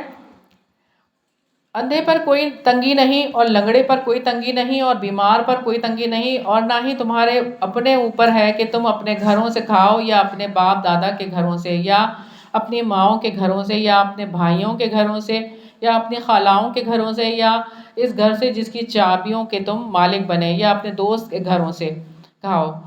تم پر کوئی گناہ نہیں کہ تم لوگ مل کر کھاؤ یا الگ الگ۔ پھر جب تم گھروں میں داخل ہوا کرو تو اپنے لوگوں کو سلام کرو، اللہ تعالیٰ کی طرف سے بڑا بابرکت ہے اور پاکیزہ تحفہ ہے۔ اس طرح اللہ تعالیٰ تمہارے لیے آیات کھول کر بیان کرتا ہے تاکہ تم سمجھ جاؤ۔ آپس میں تعلقات میں کوئی حرج نہیں کہ رشتہ دار ایک دوسرے کے پاس آئیں، بس اللہ تعالیٰ کی حدود کا خیال رکھیں، بلا اجازت داخل نہیں ہوں گے، اور تخلیہ کے حقوق کی حفاظت کریں گے۔ سیدنا ابو ہریرہ رضی اللہ عنہ بیان کرتے ہیں کہ رسول اللہ صلی اللہ علیہ وسلم نے فرمایا کہ تم جنت میں نہیں جاؤ گے یہاں تک کہ ایمان لاؤ، اور تم مومن نہیں ہوگے یہاں تک کہ ایک دوسرے سے محبت کرو۔ کیا میں تمہیں ایسی چیز نہ بتلاؤں کہ تم اسے اختیار کرو گے تو آپس میں محبت کرنے لگو گے، اور یہ ہے کہ تم آپس میں سلام کرو، کسی کو جانتے ہو یا نہیں جانتے ہو۔ کرنے والے کام ہے تین اوقات میں اجازت لے کر ایک دوسرے کے پاس جانا، زینت کی نمائش نہ کرنا، گھروں میں داخل ہوتے وقت سلام کرنا، عقل سے کام لینا۔ کمٹمنٹ پوائنٹ سے گھریلو معاملات کی تنظیم اسلام کے مطابق کرنے کے لیے گھر والوں کو اللہ تعالیٰ کے احکامات سنانے ہیں، انہیں اجازت لے کر داخل ہونے اور سلام کرنے پر آمادہ کرنا ہے انشاءاللہ تعالیٰ۔ تو اپنے گھروں میں یہ قوانین لاگو کریں گے انشاءاللہ۔ رکوع نمبر 15 ہے رسول اللہ صلی اللہ علیہ وسلم سے ہم کلام ہونے اور مجلس کے آداب۔ مومن تو اصل میں وہی ہیں، ہم کلام کیسے ہوں؟ اجتماعی معاملات میں ناکام لوگ تعلق باللہ جب نبی صلی اللہ علیہ وسلم کے ساتھ کسی مہم پر ہوں تو واپسی کے لیے اجازت مانگے۔ در حقیقت ایمان والے وہی ہیں جو اللہ تعالیٰ اور اس کے رسول پر ایمان لائے، اور جب کسی اجتماعی کام کے موقع پر اس کے ساتھ ہوتے ہیں تو وہاں سے وہ نہیں چاہتے حتیٰ کہ اس سے اجازت طلب کر لیں۔ یقیناً جو لوگ آپ سے اجازت طلب کرتے ہیں وہی اللہ تعالیٰ اور اس کے رسول پر ایمان لاتے ہیں۔ جب نبی پاک صلی اللہ علیہ وسلم کے ساتھ کسی مہم پر ہوں تو واپسی کے لیے اجازت مانگیں۔ چنانچہ جب وہ اپنے کسی کام کے لیے آپ سے اجازت مانگیں تو ان میں سے جسے آپ چاہیں اجازت دیتے اور ان کے لیے اللہ تعالیٰ سے بخشش مانگیں۔ یقیناً اللہ تعالیٰ بے حد بخشنے والا نہایت رحم والا ہے۔ زجاج کہتے ہیں کہ ہر دور میں مسلمانوں کو اپنے اماموں کے ساتھ، اپنے رہنماؤں کے ساتھ ایسا ہی معاملہ ہونا چاہیے، ان کی مخالفت نہ کریں اور نہ ان کی اجازت کے بغیر خاموشی سے مجلس سے اٹھ کر نہیں جانا چاہیے۔ حالات کے تقاضے کے مطابق امام اجازت دے گا تو ٹھیک ہے، ورنہ جانے سے روک دے گا۔ رب العزت نے نبی صلی اللہ علیہ وسلم سے احترام سے مخاطب ہونے کا حکم دیا اور رسول اللہ صلی اللہ علیہ وسلم کے حکم کو واجب قرار دیا۔ تم رسول کے بلانے کو اس طرح نہ بلانا بناؤ جیسے تم میں سے ایک دوسرے کو بلاتا ہے۔ یقیناً اللہ تعالیٰ ان لوگوں کو خوب جانتا ہے جو تم میں سے آڑ لیتے ہوئے کھسک جاتے ہیں۔ سوچو لوگ رسول کے حکم کی خلاف ورزی کرتے ہیں اور وہ لازماً ڈریں کہ ان کو کوئی فتنہ پہنچے یا ان کو دردناک عذاب پہنچے۔ جو لوگ رسول کے حکم کی خلاف ورزی کرتے ہیں وہ لازماً ڈریں کہ ان کو کوئی فتنہ پہنچے یا ان کو دردناک عذاب پہنچے۔ سیدہ عائشہ صدیقہ رضی اللہ عنہا بیان کرتی ہیں کہ رسول اللہ صلی اللہ علیہ وسلم نے فرمایا، جس نے دین میں کوئی ایسا کام کیا جس کی بنیاد شریعت میں نہیں، وہ کام مردود ہے۔ اس سے ثابت ہوتا ہے کہ زندگی کے تمام معاملات کو نبی کریم صلی اللہ علیہ وسلم کی لائی ہوئی شریعت اور آپ صلی اللہ علیہ وسلم کی سنت کے بیان پر پرکھنا واجب ہے۔ جو قول و عمل رسول اللہ صلی اللہ علیہ وسلم کی سنت کے مطابق ہوگا اسے قبول کر لیا جائے گا، اور جو قول و عمل رسول اللہ صلی اللہ علیہ وسلم کی سنت کے خلاف ہوگا اسے رد کر دیا جائے گا۔ اللہ تعالیٰ آسمانوں اور زمین کا مالک ہے۔ سن لو، یقیناً جو کچھ آسمانوں اور زمین میں ہے سب اللہ تعالیٰ ہی کا ہے۔ یقیناً جس روش پر تم ہو وہ جانتا ہے، اور جس دن لوگ اس کی طرف واپس پلٹائے جائیں گے وہ انہیں اس سے باخبر کر دے گا جو انہوں نے عمل کیے، اور اللہ تعالیٰ ہر چیز کو خوب جاننے والا ہے۔ اس رکوع میں کرنے والے کام ہے اللہ تعالیٰ اور اس کے رسول پر ایمان لانا، اجتماعی کاموں کے مواقع پر اجازت لے کر گھر جانا، اور دعائے مغفرت کرنا۔ جو کام نہیں کرنے، ایک دوسرے کی آڑ لے کر اجتماعی کاموں سے کھسک جانا، رسول اللہ صلی اللہ علیہ وسلم کے حکم کی خلاف ورزی کرنا۔ کمٹمنٹ پوائنٹس ہیں: اجتماعیت اور اجتماعی ذمہ داریوں کو سیکھنا ہے۔ اجتماعی ذمہ داریوں سے پہلو تہی نہیں کرنی انشاءاللہ تعالی۔ حد قذف، حد زنا، لیان کے بارے میں سیکھا ہم نے، اور اسکینڈلز کے بارے میں ہمارا کیا طرز عمل ہونا چاہیے۔ سیدہ عائشہ رضی اللہ عنہا پر الزام لگا تو اللہ تعالیٰ نے انہیں بری الذمہ قرار دیا، اور ہم دیکھیں کہ عورتوں کو یہ حکم دیا گیا کہ وہ اپنی چادروں کے پلو اپنے سینوں پر ڈال لیں۔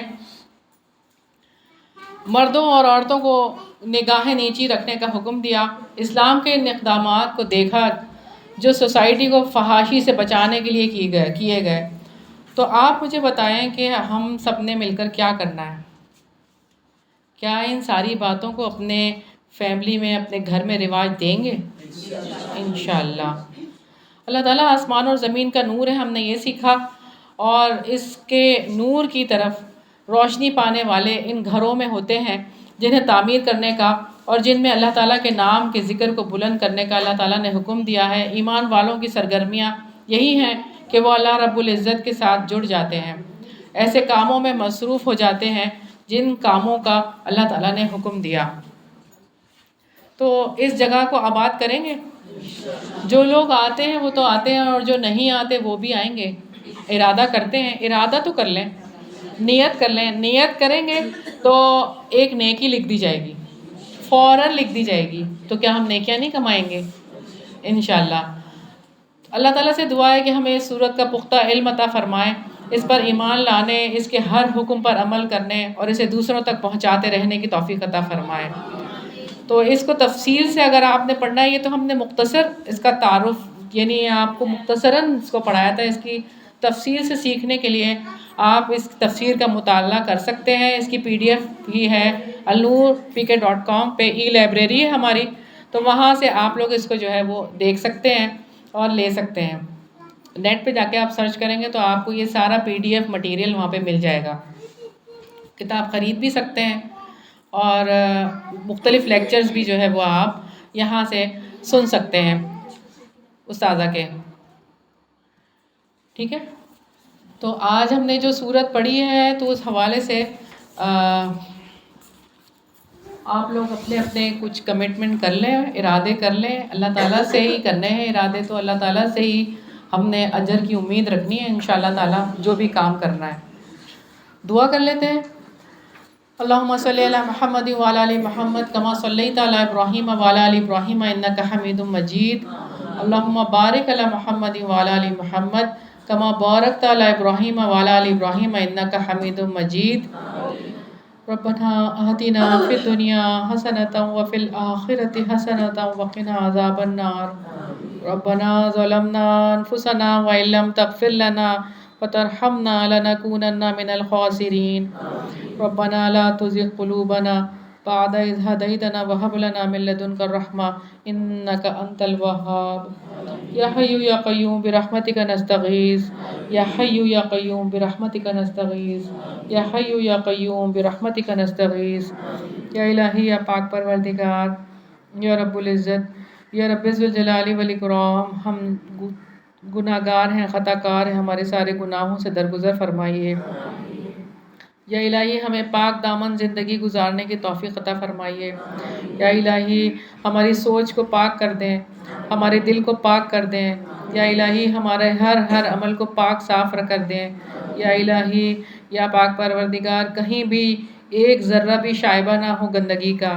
یا الہی، یا پاک پروردگار، یا رب العزت، یا رب ذوالجلال والاکرام، ہم آپ سے دعا کرتے ہیں کہ اللہ تعالیٰ ہمیں جہنم کے عذاب سے بچا لے. اللہم اجرنا من النار، اللہم اجرنا من النار، اللہم اجرنا من النار. یا الہی، ہم آپ سے جنت کا سوال کرتے ہیں. اللہم انا نسألک الجنۃ الفردوس، اللہم انا نسألک الجنۃ الفردوس، اللہم انا نسألک الجنۃ الفردوس. یا پاک پروردگار، یا رب العزت، ہم سب کے علم میں اضافہ فرما. یا الہی، یا پاک پروردگار، ہمیں علم اور حکمت سکھا دے. یا الہی، ہمیں فقہ کا علم عطا فرما. یا الہی، ہمیں دین کی سمجھ عطا فرما. یا الہی، یا پاک پروردگار، ہمیں تا حیات قرآن اور حدیث کا طالب علم بنا.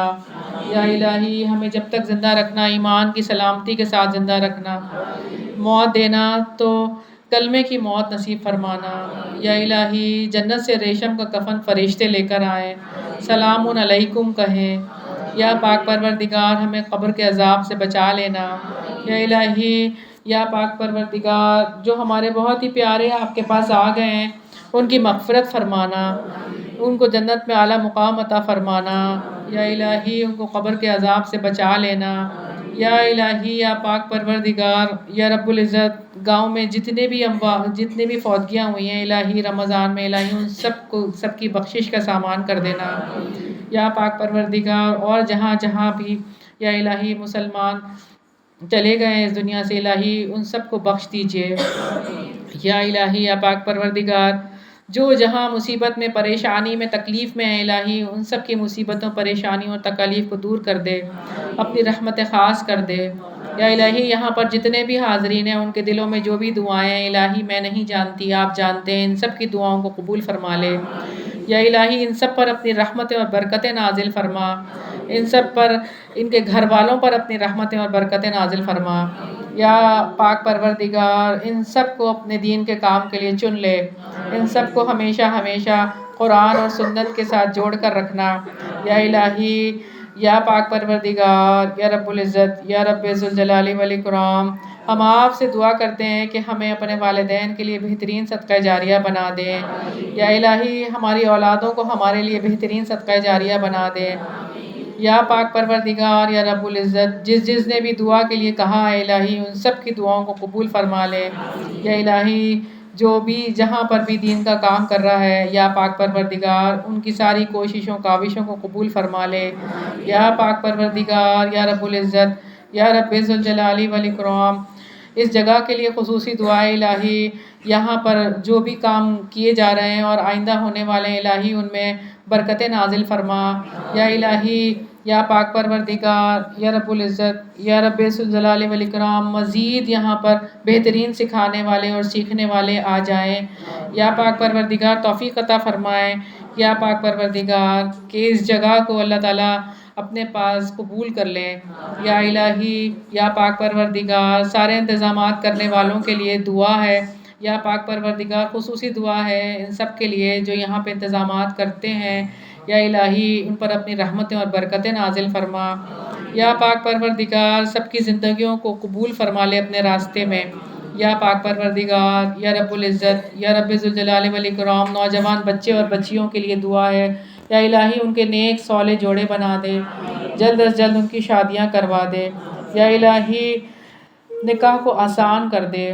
یا الہی، زنا کو مشکل بنا دے یا پاک پروردگار، یا رب العزت، یا رب ذوالجلال والاکرام جو بے اولاد ہیں انہیں نیک صالح اولاد عطا فرما یا الہی، جن کے پاس بیٹیاں انہیں نیک صالح بیٹے عطا فرما یا الہی، یا پاک پروردگار شوہر اور بیوی میں آپس میں پیار اور محبت پیدا کر یا الہی، یا پاک پروردگار شوہروں کو بیویوں کے دین میں معاون اور معاون ثابت فرما یا الہی، مددگار ثابت فرما یا الہی، یا پاک پروردگار، یا رب العزت، یا رب ذوالجلال والاکرام جو ہم رمضان گزار رہے ہیں الہی اس کی عبادات قبول فرما، اس کے روزے قبول فرما، اس کی راتوں کا قیام قبول فرما یا الہی، یا رب العزت، یا رب ذوالجلال والاکرام لیلۃ القدر کا قیام ہمیں نصیب فرما یا الہی، یا پاک پروردگار ہمیں جنت کے پروانے ہمارے لیے نازل فرما یا الہی، ہمیں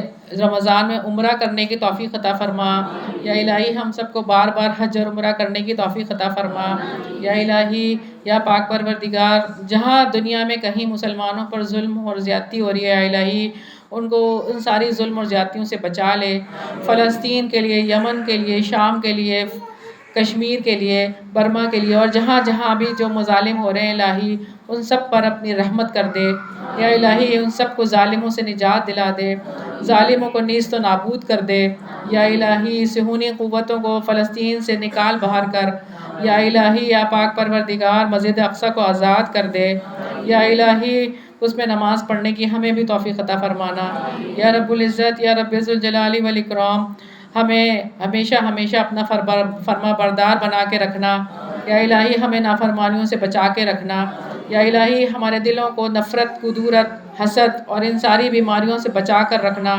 ہمارے دل میں اپنی محبت ڈال دینا یا الہی، یا پاک پروردگار ہم نے جو دعائیں مانگی ہیں اور جو دعائیں مانگنے سے رہ گئی ہیں تمام دعاؤں کو قبول فرما لینا۔ ربنا تقبل منا انک انت السمیع العلیم وتب علینا انک انت التواب الرحیم برحمتک یا ارحم الراحمین۔ الہی آمین، الہی آمین۔ اللہم صلی علی محمد وعلی آل محمد کما صلیت علی ابراہیم وعلی آل ابراہیم انک حمید مجید۔